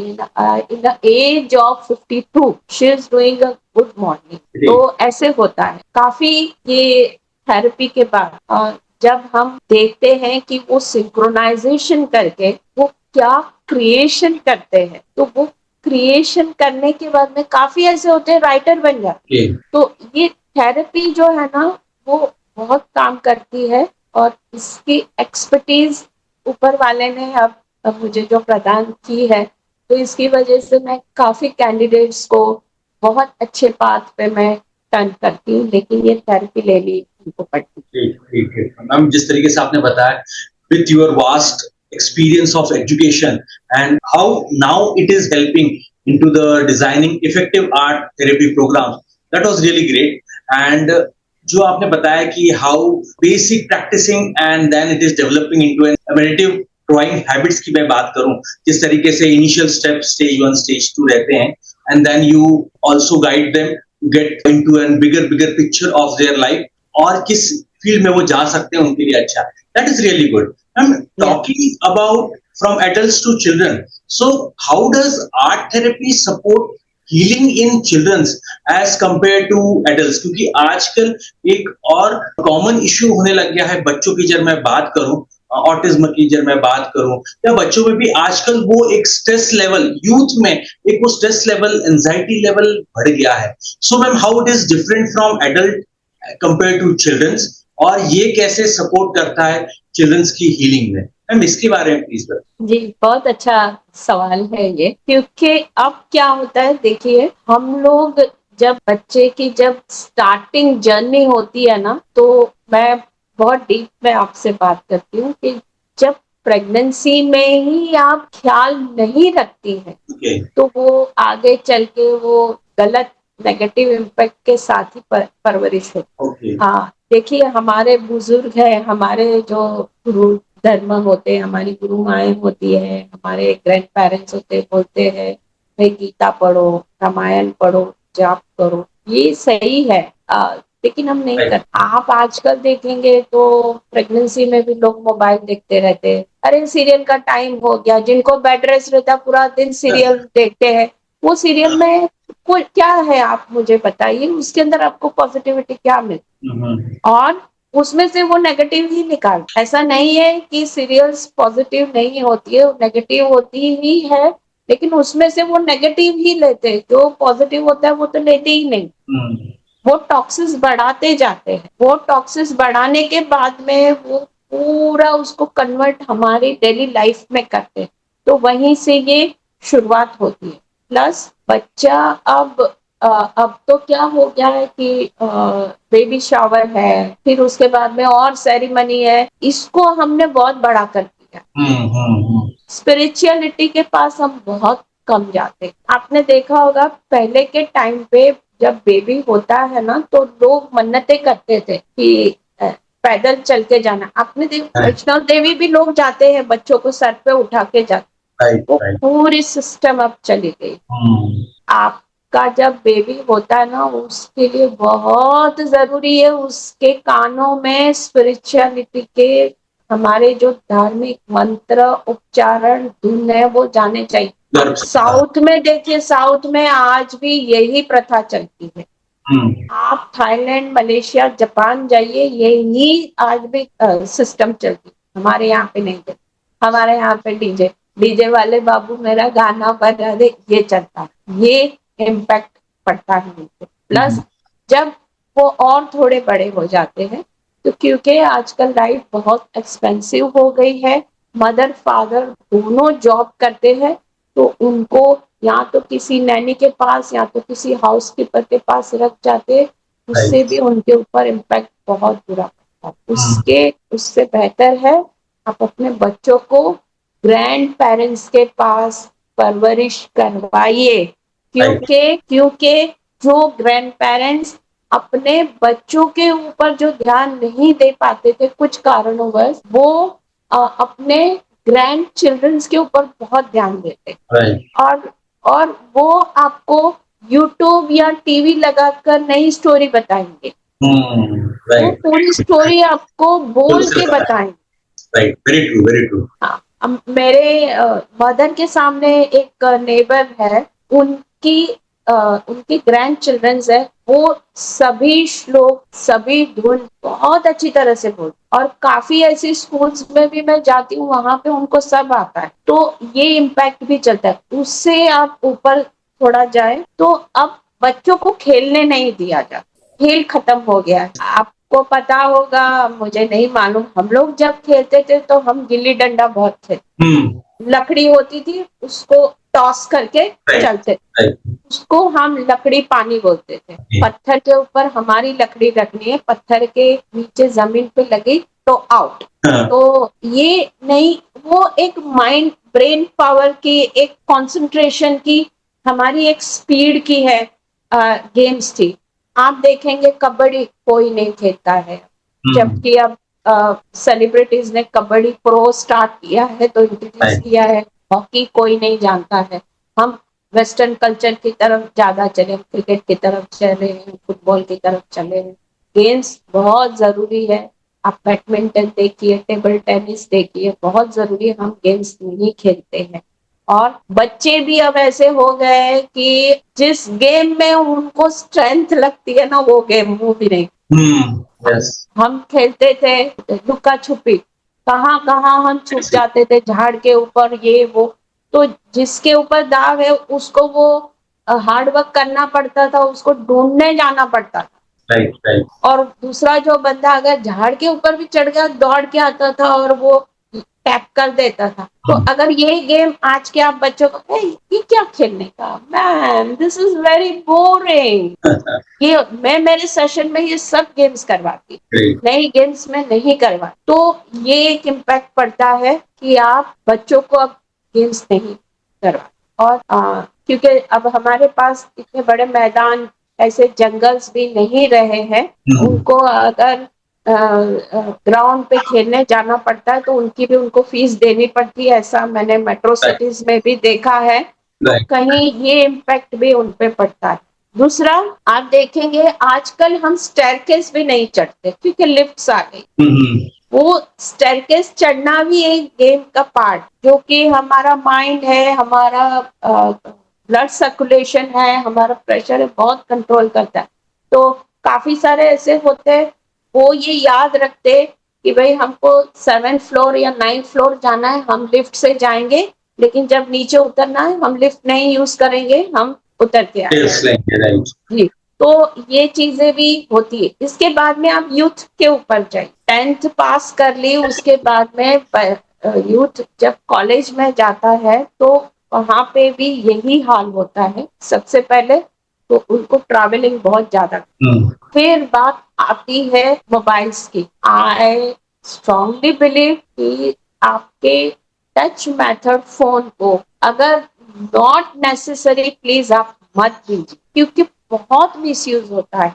और उसके पास आईफोन है, मेरे पास नहीं है, मेरे पास नहीं है, मेरे पास एप्पल का Comparison. नहीं है, क्यों क्यों करना है, मत दीजिए। हाँ, आपको ऐसे लगता है कि नहीं, सिक्योरिटी की वजह से मुझे अगर बच्चों को फोन देना है तो कीपैड वाला दी। Right. Right. और आपके माध्यम से मैं हर कंपनी को बोलूंगी कि आपने कीपैड फोन क्यों बंद कर दिए, कीपैड फोन होने चाहिए। टाइम ऐसा है कि हर एक हमारे बच्चों के पास होना चाहिए, लेकिन आप कीपैड फोन रखिए, एटलीस्ट उसमें इनकमिंग आउटगोइंग की फैसिलिटी, एटलीस्ट मैसेजेस पढ़ने की कि हम सिक्योर है, हम यहाँ हैं। लेकिन हम क्या करते हैं, हम टच मेथड दे देते। Hmm. देखिए, मैं ट्रेन में ज्यादा करके मुसाफरी करती हूँ, मैं Hmm. काफी ऐसी मम्मियों को देखती हूँ दो बच्चे रहते हैं, वो एक सीट के नीचे कुछ एक्टिविटी करते रहता है, दूसरा है वो रोते रहता है और मम्मी मोबाइल के ऊपर सीरियल देखती रहती है। ज्यादा हम बोलेंगे अरे आपका बच्चा वो देखो नीचे सीट के नीचे क्या कर रहा है, तो दो लगा के दे देती है उसको और फिर उसको दूसरा पर्स से फोन निकालती है जिसके अंदर सिर्फ गेम्स होती है या हनुमान जी का कुछ होता है, आपने छोटा भीम है या छोटा गणेशा की जो कार्टून फिल्म्स आती है वो उसको दे दे। क्यों देते हो आप? बाहर का नजारा क्यों नहीं दिखा सकते हो उनको? और पिछले 20 सालों में तो मैं ये बोलूं वो नजारा भी खत्म हो गया, जो कि हम चलते थे ग्रीनरी दिखती थी, झाड़ दिखते थे, जंगल दिखते थे, खेत दिखते थे, वो बंद हो गए। मेरी डॉटर ने मुझे एक बार क्वेश्चन पूछा था कि ये वाइट वाइट क्या है खेत में, ऐसा क्यों दिख रहा है? मैंने बोला बेटा वो कॉटन है, तो कपास होता है ना। राइट। बोला वो उसके फूल है। उसको इतना सरप्राइज लगा कि उसके भी फूल आते हैं। ओके। ये यूथ में ये होता है कि मम्मियों को बहुत बुरा लगता है जब मैं ये बोलती हूँ, तो बोलते तो क्या करें मैडम, फोन नहीं दे तो क्या करें, बहुत जिद करता है। अभी मैंने एक वीडियो देखी थी, एक छोटी बच्ची को उन्होंने स्क्रीन टच मेथड फोन दे दिया था उसको साइक्राइट्रिस्ट के पास, एज ऑफ 5 साल के बच्चे को उसको साइक्राइट्रिस्ट के पास लेके जाना पड़ा। वो आप नहीं मानेंगे, वो पूरी ऐसे झुकी हुई है और वो कांस्टेंट स्क्रॉलिंग करती रहे। ये वीडियो वायरल हुई है, आप देखिएगा, आपको मिलेगी भी। ये बहुत गलत इम्पैक्ट होता है। अगर आपने हर स्कूल में, हर कॉलेजेस में मेडिटेटिव आर्ट अगर आप इंट्रोड्यूस करते हो ना, तो ये चीजें नहीं होती। काफी सारी मेट्रो सिटीज में ये इंट्रोड्यूस हो चुका है, काफी सारी स्कूल्स है, कॉलेजेस है जो मुझसे भी जुड़ी है, जो ये कोर्स चलाते हैं। वहां पे कॉर्पोरेट फील्ड है, बैंक सेक्टर है। हाँ, मैं ये कहूंगी सबसे ज्यादा स्ट्रेस पुलिस वालों को होता है, तो वो भी मुझसे पर्सनली सेशंस लेते हैं। तो ये चीजें होती है, जो माइंड और जो फिजिकल जो हमको बच्चों को देना चाहिए ना, वो हम नहीं दे। और फिर due to that she is having that thing, I am not having, फिर वो जिद करना। और जिस दिन आपका बच्चा जिद करता है, समझ लीजिए इसको एंजाइटी डिप्रेशन 100% है, वरना वो जिद नहीं कर। तो ये चीजें होती है, उनको स्ट्रेस लगता है ज्यादा, स्टडीज का बर्डन। उसका फर्स्ट रैंक आया, हाँ तुमको आना ही चाहिए, तुमको हमने कोचिंग लगाया है, ये इतने परसेंटेज क्यों लेके आते हो? मत की, सबका फोटे अलग होता है। मैं फिर से एक बार बोलती हूँ, मैं एक हीलर हूँ, एक रिलेशनशिप काउंसलर हूँ, आर्ट थेरेपिस्ट हूँ। मुझे मेरे सामने एक्सीडेंट आता है, मैं उसकी सर्जरी नहीं कर सकती, वो काम सर्जन का ही है। अगर मेरे पास कोई और पेशेंट आता है, मैं उसको सलाइन नहीं लगा सकती हूँ, वो काम फिजिशियन का ही है। मेरे पास अगर कोई अकाउंटिंग करने के लिए आ जाता है, मैं नहीं कर सकती, because that is not my field. तो जिसका जो काम है उसे वो करने दीजिए, वो उसके हिसाब से करता है। आप ये सोचते हो उसके पास वो है, मेरे पास होना चाहिए, नहीं। और पेरेंट्स भी ऐसा ही करते हैं कि कौन उसका रोना सुने, क्या करना है चलो दे दो, नहीं। यहीं से हमको फिर आर्ट थेरेपी करवाने की जरूरत पड़ती है। आप अगर आपके बच्चों को 25 से 1.5 लाख 2 लाख के अगर आप लैपटॉप और मोबाइल्स लेके दे सकते हैं, तो मैं बोलूंगी उससे आधी कीमत में आर्ट थेरेपी हो जाती है, हीलिंग हो जाते हैं, आप वो करवाएंगे। आप उनको किसी भी धार्मिक संगठन में, सत्संग में रखिए कि जहाँ पे उनका माइंड डेवलप होता है। ये चीजें आपकी यूथ में बहुत चल रही है। Great. Now moving to the next question. So how client जो आपके पास आते हैं, गाइडेंस के लिए आते हैं, they can continue their healing journey independently after the therapy sessions. आपसे कनेक्ट होने के बाद, आफ्टर कंप्लीटिंग द सेशंस, सो उसके बाद क्या है, इंडिपेंडेंटली वो कैसे इसको आगे उनकी लाइफ में कंटिन्यू कर सकते हैं?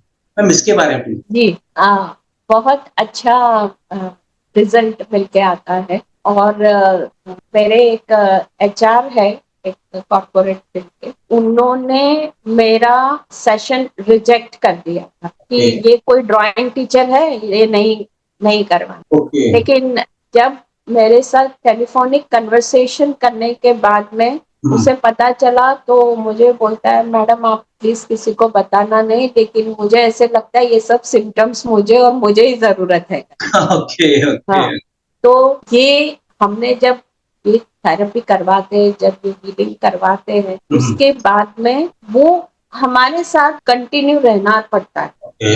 एक ऑरा मेंटेन होता है, एक अफर्मेशन होता है, एक मैग्निफिकेशन रहता है, जो कि पास आउट होना। जैसे हमारे पास बैंक अकाउंट है, हम उसमें हर महीने थोड़ा थोड़ा पैसा सेव करते, उसी तरह से हमारी स्पिरिचुअलिटी का भी एक अकाउंट होता है जिसमें हमको रोज थोड़ा थोड़ा हमारा जो स्पिरिचुअल बॉन्ड है ऊपर वाले के साथ वो सेव करना। उसी तरह से आपको वो हमारे साथ कंटिन्यू रहते हैं। हम एक डे फिक्स करते हैं कि भाई आप सैटरडे कॉल कीजिए या संडे। ज्यादा करके सैटरडे संडे में बहुत ऑक्यूपाइड रहती हूँ फोन कॉल्स की वजह से। काफी क्लाइंट्स उसी टाइम कॉल करते, मंडे से लेके सैटरडे तक उनके साथ क्या हुआ, किस तरह से उनको प्रोग्रेस मिला, ये वो बताते हैं। और बहुत चेंज आता है ये थेरेपी के बाद में, बहुत चेंज आता है, क्योंकि उनका माइंड जो है वो कंसंट्रेशन करने के लिए प्रेरित हो जाता। माइंड पूरी तरह से कंसंट्रेट करने के लिए ही सिखाया गया है, लेकिन हम उनको गलत तरीके से यूज किया है, तो वो माइंड उनका कंसंट्रेशन में आ जाता है, उनका मेमोरी पावर बढ़ जाता है, वो धीरे धीरे एंजाइटी से निकल जाते हैं, डिप्रेशन से निकल जाते हैं।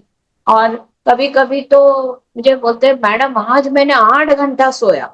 ऐसे भी फोन आते हैं, बहुत जल्दी में होते हैं, मैम मैम 8 घंटे नींद निकाली, मैं बाद में कॉल करता हूँ, बाद में, ऐसे भी होते हैं। तो ये चीजें होती है कि हीलिंग और ये आर्ट थेरेपी लेने के बाद में ये रिजल्ट निकल के आते हैं। दूसरा कि काफी लोगों की उंगलियां जो होती है ना वो नहीं फोल्ड होती, लेकिन आर्ट थेरेपी करने के बाद में आपकी जो fingers, that is also be a very flexible, and when it becomes a very flexible, you will see your all posture get changed। वो बहुत फ्लेक्सिबिलिटी के साथ में वो पूरा चेंज होता है। तो ये चेंजेस होते हैं, लेकिन उसके लिए हमारे साथ वो कनेक्टिविटी रखनी पड़ती है। तो वो कनेक्टिविटी काफी लोग रखते हैं हमारे साथ। मैम इसी कंटेक्स्ट में मैं अगला सवाल लेना चाहूंगा। So how do you measure their personal growth of the participants to आपकी art based therapies, and same जो आपके क्लाइंट्स हैं जो आपसे गाइडेंस ले रहे हैं, वो कैसे मेजर कर पाते हैं कि now we are getting into an improvement, ये स्टेप है या ये चीजें हैं। मैम इसके बारे में प्लीज बताइए। एंड इसी से कनेक्टेड मैं, जैसा आपने अभी सवाल में बताया, सो वो और क्या क्या simple at home art exercise हैं जो कि आप सजेस्ट करती हैं for emotional balance in home. फिर से मैं बोलूंगी, इमोशनल बैलेंस के लिए आप अपनी लाइफ में कोई एक ऐसा बंदा रखिए या होना चाहिए जिसके साथ आप सब कुछ फ्रीली उनके साथ आप एक्सप्रेस कर पाए। वो आपकी मदर हो सकती है, फादर हो सकता है, कोई भी हो सकता है।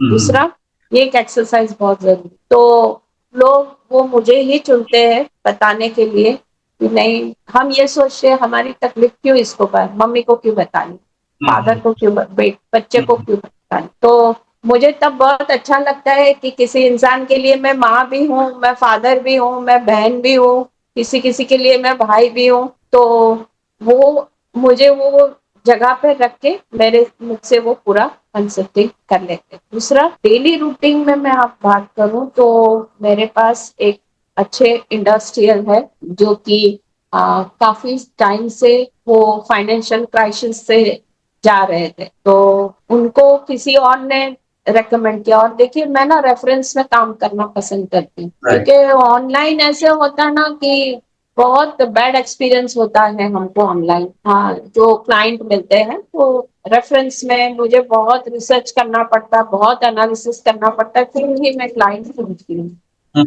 तो उनको जरूरत पड़ी थी, उनको हीलिंग थेरेपी देने के बाद में, क्योंकि हम आर्ट करवाते हैं। और देखिए, इसके अंदर ना वाटर कलर्स चाहिए ना ब्रश चाहिए, ये पेन आर्ट होता है जो कि आपको 350 GSM पेपर के ऊपर करना पड़ता है। उसकी डिफरेंट टाइप ऑफ एसेसरीज आती है, ग्रीड आती है उसमें। तो उसने मुझसे सेशन लेने के बाद में उसकी असिस्टेंट है, उसने मुझे कॉल किया और मुझे बोला कि मैम आपने क्या कर दिया। बोलता है मेरा बॉस 3 दिन से मुझ पे गुस्सा नहीं हुआ है। Okay, okay, great. मैंने मुझे भी बड़ा ताजुब लगा। तो बोलती आप नेक्स्ट अपॉइंटमेंट के लिए कर दीजिए और बोलती अब मैं ये आप सर को याद करवाऊंगी कि आपको उष्मा मैम के पास थेरेपी का सेशन है करके। और वो वहाँ काफी दूर रहते तो कभी मैं अहमदाबाद चली जाती हूँ, कभी वो यहाँ पे आ जाती, तो ऐसा हो। तो उन्होंने मुझे बोला कि डेली रूटीन के लिए वो थेरेपी करनी पड़ती, एक्सरसाइज करनी पड़ती है। उसके लिए कोई टाइम नहीं है, कोई बंधन नहीं, आपको जब लगे आप कीजिए। तो देखिए ऐसे ज्यादा करके ना चेक बाउंस हो जाता है तो बड़ा गुस्सा आता है, ये एक बड़ा है। फिर कुछ लीगल एक्शन आ गया तो बड़ा गुस्सा आता है। फिर हम जो सोचते हैं वो नहीं होता है तो हमको बहुत गुस्सा आता है। और पूरी नेगेटिविटी और टॉक्सिसिटी वहीं से निकलती है कि भैया गुस्सा आ गया। ये इससे बात करने के साथ गुस्सड़ है, बहुत गुस्सा करता है, is a such angry man, वहीं से स्टार्ट होता है, या she is a such angry woman. हम जो चाहते हैं वो नहीं होता है तो हमको गुस्सा, उनको पैशंस नहीं।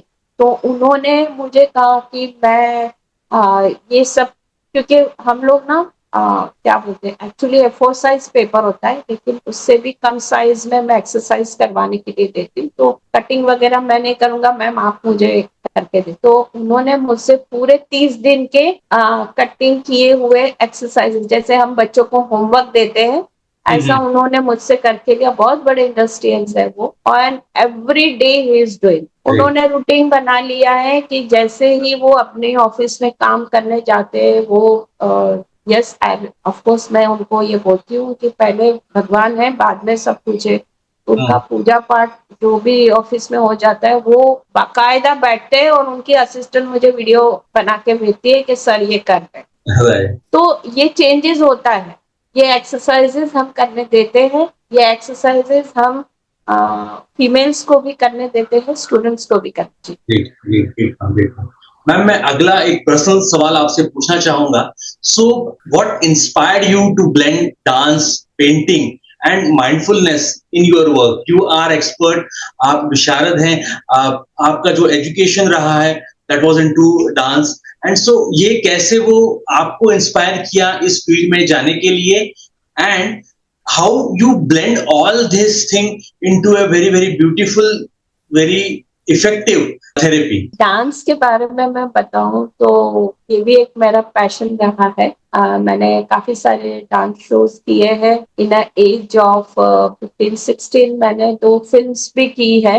Oh, great. As a second role मैंने लीड किया है। लेकिन I am very much passionate about dancing, तो उसमें मैं कर सकती थी लेकिन क्योंकि रिस्पॉन्सिबिलिटीज आ जाती है, जैसे कि सभी डांसर्स के साथ होता है, सभी महिलाओं के साथ होता है कि फैमिली रिस्पॉन्सिबिलिटी आ जाने के बाद में हम वो चीजों को आगे नहीं बढ़ा सकते। क्योंकि डांस जो है, जो डांस की कला है उसमें रियाज बहुत जरूरी। अगर आप रियाज नहीं करते हो, डांस है, म्यूजिक है, आप रियाज नहीं करते तो उसको हम आगे नहीं लेके जा सकते। क्योंकि डांस और म्यूजिक है वो भी स्पिरिचुअलिटी के साथ ही कनेक्टेड है, वो हमको आशीर्वाद नहीं मिलता अगर आप रियाज नहीं करते हैं। तो उसकी वजह से मैं उसमें आगे नहीं बढ़ पाई थी। उसके बाद में मैं एज अ डांस टीचर कहो या एज अ कोरियोग्राफर कहो, मैं बेसिकली पिछले 25 साल से तो मैं वलसाड़ में ही बेस्ड हूँ। I was working as a first as an art teacher, then I converted in a supervisor, then I trained in principal. I had worked as a faculty also. मैंने काफी सारे डिफरेंट प्लेसेस पे मैंने काम किया है। तो फिर मेरी एक आइडेंटिटी बन गई कि मैं एक स्पिरिचुअल डांस के लिए मानी जाती हूँ और उष्मा इज एक्सपर्ट इन दैट, उष्मा मैम। लेकिन जैसे हर किसी की जिंदगी कोविड के बाद चेंज हुई, उसी तरह से मेरी लाइफ भी कोविड के बाद चेंज हो गई। Because we stay in apartment तो बहुत मुश्किल हो जाता था रियाज करना, क्योंकि हम फ्लैट में रहते हैं। अर्ली मॉर्निंग करो तो डिस्टर्ब होता है, टेरिस पे करो तो आसपास के लोग देखते हैं, तो वो नहीं हो पा रहा था। Then I had turn into, क्योंकि मैं सिंगल पेरेंट हूँ, मेरी बेटी कोविड में कहीं और सिटी में रह रही थी, मैं किसी और सिटी में रह रही थी, तो वो कहीं ना कहीं ऐसे अकेला जो पन था वो मुझे कहीं ना कहीं बहुत ये कर रहा था, क्योंकि आप फोन पे किसी से कितनी ही बात करो, आप टीवी सीरियल्स कितनी ही देख, आपको मोटिवेट करने वाली आप कितनी ही फिल्म देख लोगे, अपने आप को हीलिंग करना, अपने आप के अंदर मोटिवेट करना बहुत जरूरी होता है। और उस वक्त मुझे लगा कि मैं कहीं इसमें खींचती चली जा रही हूँ, तब मैं ऐसी स्क्रोलिंग कर रही थी, तो मुझे ये आर्ट के बारे में पता चला। And to be frank with you, कि उसकी फीस उस वक्त बहुत ज्यादा थी, क्योंकि कोविड में ऐसे भी हमारे पास इनकम सोर्स नहीं था, तो मैंने हाफ ऑफ द फीस किसी से हेल्प लेके मैंने की थी। मेरी मेंटोर जो है वो नेहा गुप्ता है, जो कि दिल्ली की है, वो नेहा क्रिएशन करके अपना ये चलाती है, तो उनसे मैंने सीखा था। और जब मैंने उनसे सीखा तब भी मुझे लगा मैं ये नहीं कर पाऊँ, to be frank with you. तो जब वो ग्रुप में, क्योंकि वो तो ग्रुप में ही लेते हैं, तो मुझे बड़ा एज जैसे आज के लोगों को लगता है, मुझे बड़ा गिल्ट होता था कि इतने यंगस्टर है और मैं इस एज में ये सीख रही हूँ। तो मेरी मेंटर नेहा जी, उन्होंने मेरा पर्सनल सेशंस लिया था, और फिर इसमें आगे बढ़ने के बाद में मेरा और उनका क्या बोलते कंटिन्यूटी नहीं रह पाया, लेकिन ये सेशन करने के बाद में मैं उभर आई। ये जो प्रैक्टिस है इसने मुझे कहीं और मुकाम पे ले गई, एंड इसमें मैं काम करती गई, और मैंने अपना खुद का एक क्या बोलते हैं एक पेज बनाया था फेसबुक पे, आप देखिएगा, मेरे काफी सारे रोज के मेरे क्रिएशंस रहते, वो क्रिएशन जब मैंने रखा तो फर्स्ट बल्ब में मुझे कम से कम 3 lakhs का मुझे ऑर्डर मिला था, दैट वाज द फर्स्ट। और अभी तक मैं एक पहली बंदी हूँ जिसने अभी तक 5,000 के ऊपर मैंने क्रिएशंस है वो मैंने सेल कर चुकी हूँ।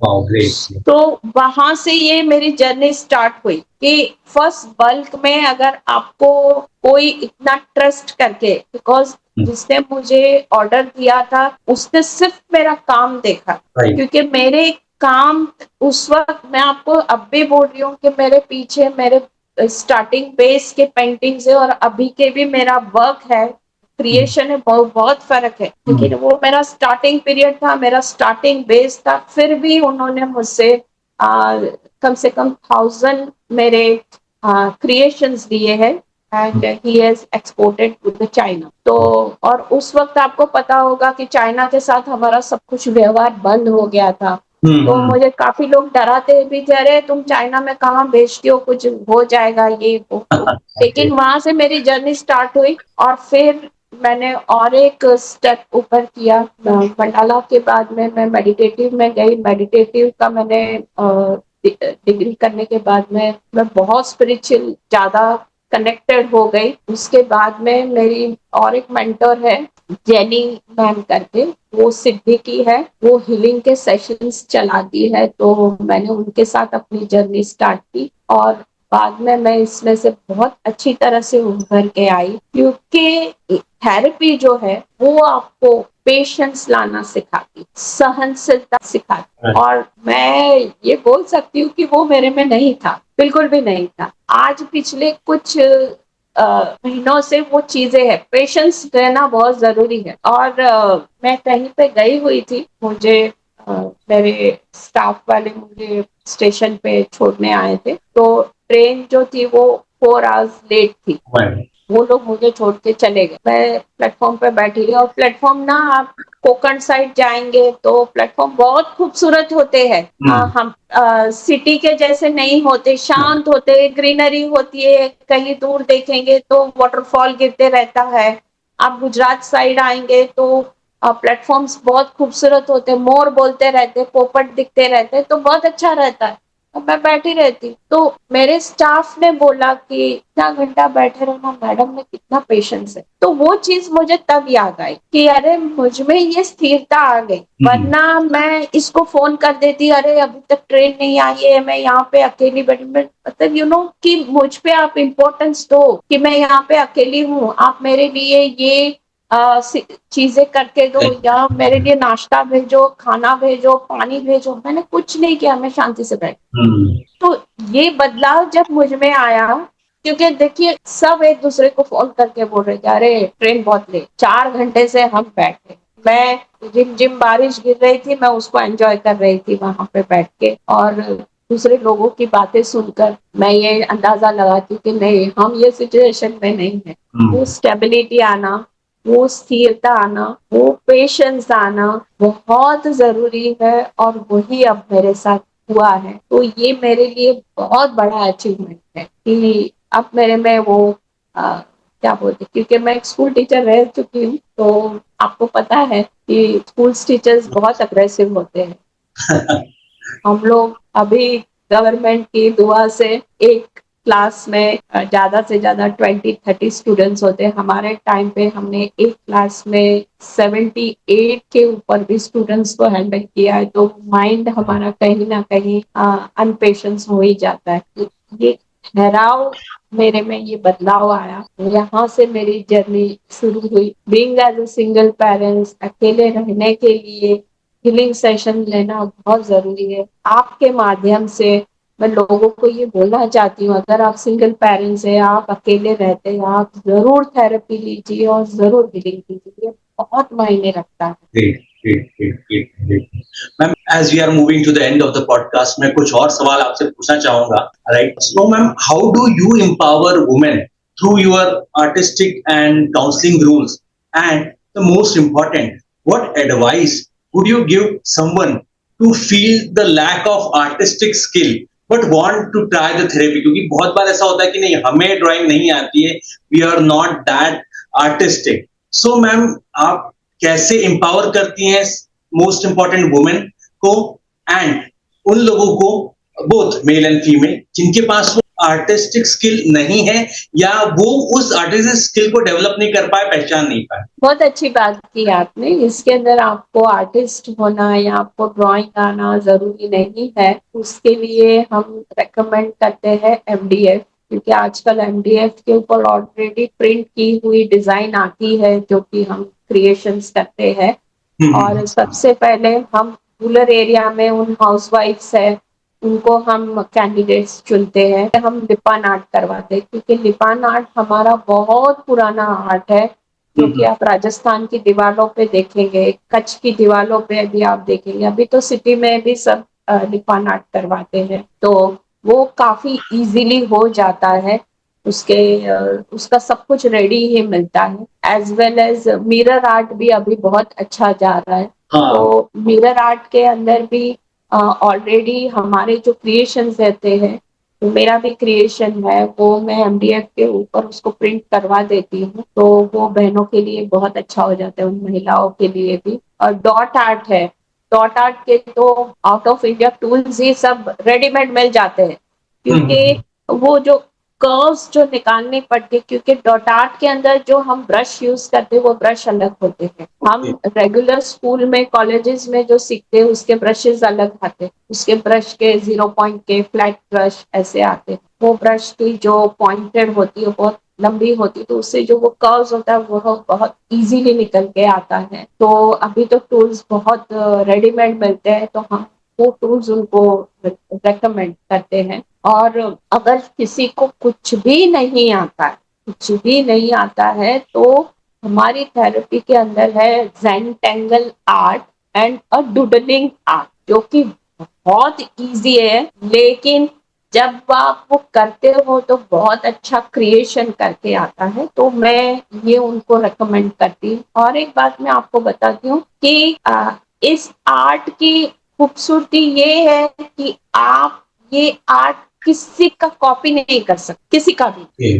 आपने बनाया वो आपका ही हो, ये इसकी गरिमा है, ये आर्ट की गरिमा है। देखिए आर्ट मार्केट के अंदर ये स्कैम चलते रहता है कि आपने रेप्लिका। ज्यादा करके आप इंग्लिश मूवी में देखेंगे, कोई एक पेंटिंग है करोड़ों रुपए में बिकता है, किसी ने चोरी कर लिया फिर उसको डुप्लीकेटर से बनवा लिया। नो डाउट मैं उन आर्टिस्ट का सम्मान करती हूँ जो कि हूबहू वो पेंटिंग बनाते भी है, और उनके साथ कई बार ऐसे स्कैम हो भी जाता है। ओरिजिनल पेंटिंग होता है उसको डुप्लीकेट करके बेचा जाता है, ओरिजिनल जो बनाते हैं उनको अमाउंट नहीं मिलता।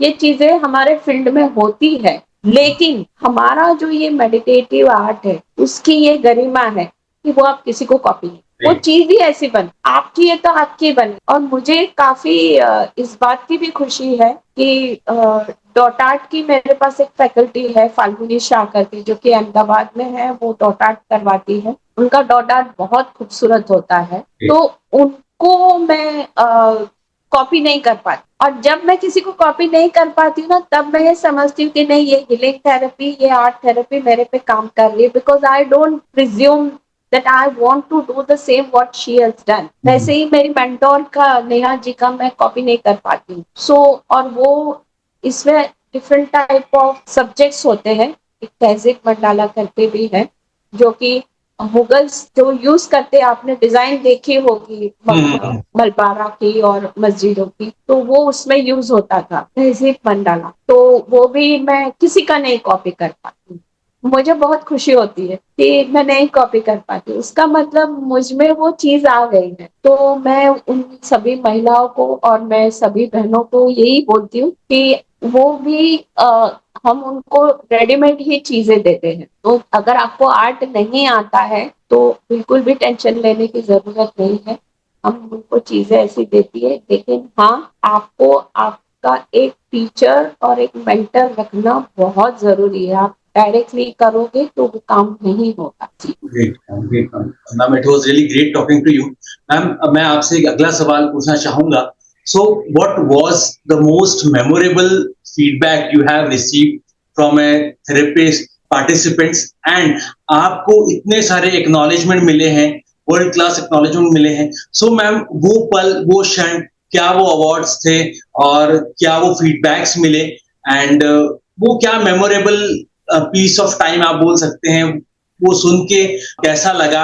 मैम, इसके बारे में प्लीज बताइए। ज्यादा करके बिजनेस जब किसी का नहीं चलता है और वो जब चल जाता है, और उनका जब कॉल आता है कि, एक मेरे पास एक कॉल आया था कि मैंने 64 CR की डील मैंने फाइनल की है। ग्रेट। तो मुझे थोड़ा सुनने में ये लगा, मैंने बोला कितने की, तो बोला 64 CR की। तो वो जो खुशी होती है और लोग जब मुझसे शेयर करते हैं तो मुझे वो मेरा बोनस लगता है। वैसे ही जब जिनकी एक्सटर्नल अफेयर्स होती है उनका भी हम हीलिंग करते हैं, उनके रिलेशनशिप्स जब सॉल्यूशन निकल आता है और उसमें से जब वो भी बोलते हैं कि नहीं मैम अब चीजें ठीक हो गई है, तो मुझे लगता है ये बोनस है। जब यंग जनरेशन है गलत चीजों में पड़ जाते हैं, उसमें से उनको बाहर निकालना, और जब वो बोलते हैं कि नहीं मैम अब सब ठीक चल रहा है, तब लगता है कि नहीं ये मेरा बोनस है। क्योंकि मैं कहीं ना कहीं एक बहुत कम बैकग्राउंड से मैं आई हूँ। मैं टीचर की जर्नी एक मिडिल क्लास फैमिली से रही हूँ, आज मैं बहुत एक लग्जरी जी रही हूँ। तो ये एक बोनस है मेरे लिए। और मैंने काफी सारी फील्ड में काम किया। आपको मैं बताऊंगी, लोग ये बोलते हैं कि तू कभी मार्केटिंग करती है, कभी एडवर्टाइजिंग करती, कभी डांस टीचर बनती है, कभी ये कभी वो। नहीं, ये मेरा मल्टी टैलेंटेड है कि मैं बहुत सारी चीजें करती हूँ। इनकम को जनरेट करने के लिए मैं किसी भी एक चीज के ऊपर डिपेंडेंट नहीं रहती हूँ, मैं बहुत सारी चीजें करती हूँ जिसमें से इनकम मेरा ग्रोथ होते हैं। लोग जब मुझे फॉलो करते हैं तो काफी अच्छा लगता है। और सबसे ज्यादा जब कोई टॉक्सिस रिलेशनशिप में होता है, वो मेरे लिए बहुत टास्क हो जाता है। वो टॉक्सिस रिलेशनशिप से उनको बाहर निकालना, उसमें से उनका हीलिंग करना, और फिर उनको, अब मैं बोलूंगी कि उनको मूव ऑन करवाना। तब मैं वो मूव ऑन जो वर्ड जो मुझे पसंद नहीं, तब मुझे वो पसंद आता है। अगर आप अपनी रिलेशनशिप को बचाने के लिए एफर्ट्स डालते हो और फिर वो ठीक हो जाता है, तो क्लाइंट बोलते हैं कि मैम अभी ये चल रहा है, ठीक चल। देखिए, फीडबैक देना बहुत जरूरी है, लेकिन एक आर्ट थेरेपिस्ट और एक हीलर के पास जाने के बाद, मैं काफी दूसरे हीलर से भी बात करती हूँ तो बोलते हैं वो हमारे फाइल में ही है, फाइल बना के रखे, पता नहीं बंदा का। तो Okay. मेरे साथ ऐसा नहीं होता है। लोग सामने से मुझे फीडबैक देते हैं, मुझसे बात करते हैं, और मेरे लिए सबसे बड़ा टास्क यही होता है जब लोग टॉक्सिक रिलेशनशिप में पड़ जाते हैं, तब बहुत बड़ा टास्क होता है उसमें से उनको निकालना। और जब सब कुछ ठीक हो जाता है, उनकी मम्मियाँ होती है, उनके पापा होते हैं, बेटा करके जब मुझे ब्लेसिंग्स देते हैं तो लगता है कि नहीं, ये जर्नी मेरी बोलते हैं ना, वसूल वसूल हो गई ऐसे। तो बहुत अच्छा लगता है तब। जी। Great ma'am, great ma'am. Ma'am, आपसे बात करके बहुत अच्छा लगा। जिस तरीके से आपने एक्सप्लेन किया, जिस तरीके से आपने बताया कि how this simple step, effective step जो आप ले सकते हैं विथ योर आर्ट थेरेपी, और जैसा आपने कहा कि how you guide them, how you integrate आप कर देती हैं कि yes there is a better and better way through the meditative therapy, art therapy से वो अपनी नॉर्मल प्रॉब्लम्स जो हैं, डे टू डे प्रॉब्लम्स जो है, एंड इवन जो आजकल जो इश्यूज आते हैं, स्ट्रेस एंजाइटी से लेकर, फाइनेंशियल से लेकर, वेल्थ से लेकर, रिलेशनशिप से लेकर, they can solve that issues. Ma'am, बहुत अच्छा लगा आपसे बात करके। मैम, मैं एक और सवाल पूछना चाहूंगा आपसे। सो what is your vision for expanding meditative and creative art in the community of mental health? आप एक बहुत अच्छी संस्थान से आप जुड़ी हुई हैं, you are helping guiding through that. Ma'am, उसके बारे में, और how is your vision for the future, ma'am इसके बारे में प्लीज बताइए। मैं चाहती हूँ मेडिटेटिव आर्ट है उसको एजुकेशनल सिस्टम में लेना चाहिए, जबकि मंडाला की तो बात होती है, काफी सारे स्कूल्स करवाते हैं। लेकिन जब मैं स्कूल और कॉलेजेस में इसके बारे में मैं सेशंस लेने जाती हूँ तो वो सेशन देखने के बाद में बोलते हैं अरे ये तो हमारा आर्ट टीचर करवा लेगा। नहीं, आर्ट टीचर से भी वो नहीं होगा। अगर आपके पास आर्ट टीचर है, उनको बाकायदा हमारे पास से ये थेरेपी करवाई है, आप उनको ये कोर्सेज करवाइए, उसके बाद में आप आपके स्कूल में इंट्रोड्यूस करवाइए या कॉलेज में इंट्रोड्यूस। दूसरा ये हुआ है कि काफी सारी ऑनलाइन एकेडमीज, फाउंडेशन, ऑर्गेनाइजेशन होती है जो कि एजुकेशनल प्रोग्राम्स, आपको पता है वो लोग सेल करते हैं, they are work to sell the PhD program and then वो मुझे मिलने के बाद में, मेरा जानने के बाद में, उनको उनका कुछ ABCD पता नहीं और उन्होंने फ्लैश आउट कर दिया है कि हम ये कोर्सेज सिखाते हैं करके। तो ऐसा आप गलत मत कीजिए, आप उसको स्टेप वाइज लीजिए, अच्छे एक किसी ऑर्गेनाइजेशन और उससे जुड़िए। और दूसरा, मैं ये विजन लेके इसलिए चली हूँ क्योंकि डिप्रेशन, स्ट्रेस, एंजाइटी हमको नहीं पता चलता है कि हमारे अंदर है, लेकिन है, 100% है। उसको पहचानने की आप कोशिश कीजिए। और रिलेशनशिप, मैं फिर से एक बार बोलूंगी, रिलेशनशिप को मेंटेन कीजिए, एफर्ट्स डालिए। आपकी रिलेशनशिप आपके घर में है, आपके पड़ोसी के साथ भी आपकी रिलेशनशिप है, आप किसी सब्जी वाले के पास जाते हो उससे भी आपकी relationship, as a employ boss है, एज ए सेल्स टीम और बॉस है, एज ए पीएल है, एज ए एचआर है, कॉलेज के प्रोफेसर और स्टूडेंट्स है, स्कूल टीचर्स और स्टूडेंट्स है, डांस टीचर और स्टूडेंट्स है। बहुत सारी चीजों में हम रिलेशनशिप को लेके ही चलते हैं और ये सभी चीज वहीं से आती है। यहाँ पे अगर हमारा बिगड़ा तो सब चीजें बिगड़ जाती। तो आपके माध्यम से मैं ये यही कहूंगी कि मैं यही विजन लेके चलती हूँ कि प्यार से रहिए, बहुत अच्छी तरह से रहिए, ताकि आपकी रिलेशनशिप स्पॉइल ना हो। और ये विजन लेके निकली हूँ मैं कि ये थेरेपी से आप अपनी रिलेशनशिप, प्रोफेशनल और पर्सनल रिलेशनशिप को आप मेंटेन कर सकते हो, उसको बरकरार रख सकते हो। तो इसलिए ये मैं विजन लेके निकली हूँ। काफी सारे ऐसे मेरे पास केसेस आते हैं जो गलत हीलर की संगत में पड़ जाते हैं, गलत थेरेपिस्ट की संगत में पड़ जाते हैं, उनके साथ गलत हो जाता है। तो वो भी आप एनालाइज कीजिए कि आपको कहाँ जाना चाहिए, कहाँ नहीं जाना चाहिए। तो मैं ये ही एक विजन लेके निकली क्योंकि स्टूडेंट्स के लिए बहुत अच्छी बात है, कॉलेज स्टूडेंट्स हैं या स्कूल स्टूडेंट्स हैं, उनका माइंड कंसंट्रेशन करने के लिए माइंड अलर्ट करने के लिए, ब्रेन पावर बढ़ाने के लिए, मेमोरी पावर बढ़ाने के लिए, anxiety free, depression free, and to spread the happiness, passions, love, ये सब विजन लेके मैं great great great great ma'am. Ma'am आपसे बात करके बहुत बहुत अच्छा लगा और मैं एक बार फिर से योगी राम के जितने भी दर्शक हैं जो भी ये पॉडकास्ट देख रहे हैं मैं उनसे बोलना चाहूंगा, बताना चाहूंगा उनका कि आज हम बात कर रहे थे उष्मा मैम से जो कि एक आर्ट थेरेपिस्ट हैं, मेडिटेटिव एंड स्पिरिचुअल आर्ट के थ्रू ये लोगों को हेल्प करती हैं, गाइड करती हैं। इनकी हीलिंग थेरेपी बहुत इफेक्टिव है फॉर रिलेशनशिप काउंसलिंग की मैं बात करूं, बिजनेसमैन के लिए बात करूं, यूथ के लिए बात करूं, बच्चों के लिए बात करूं, एंड मैम का एक स्पेशल जो एक ब्लेंड है, जो एजुकेशनल लीडरशिप जो ट्रांसफॉर्मेटिव है, how she is also helping mindfulness, guide करती हैं इंडिविजुअल्स को, गाइड करती हैं ग्रुप को for the emotional balance and creativity के लिए। सो बहुत बहुत मैम अच्छा लगा आपसे बात करके और जिस तरीके से आपने इसको बताया, एक्सप्रेस किया एंड आपने जो छोटी छोटी इफेक्टिव टिप्स दी to reduce stress, anxiety and how we can integrate the creativity जिससे कि हमारा रिलेशनशिप और अच्छा हो, एक प्रैक्टिस जो कि आप डे टू डे में आप इम्प्लीमेंट कर सकते हैं और जैसा आपने बताया, yes, through your guidance, through the गुरु, इसको आप बहुत अच्छी तरीके से अपने लाइफ में फैसिलिटेट कर सकते हैं। आपको आपकी इतनी अच्छी आर्ट की है, तपस्या के आपको नेशनल अवार्ड्स मिले हैं और आप जानी जाती हैं for helping, guiding people through your art, through your therapy. Ma'am बहुत बहुत बहुत अच्छा लगा आपसे बात करके और जिस तरीके से आपने आर्ट डिस्प्ले करी हुई है और जिस तरीके से अपने पर्सनल एक्सपीरियंस आपने शेयर करे with how individual can do the same, ये जो आपका जो एक्सप्लेनेशन था, ये जो आप जिस तरीके से आपने बताया, that was really really great, बहुत अच्छा लगा।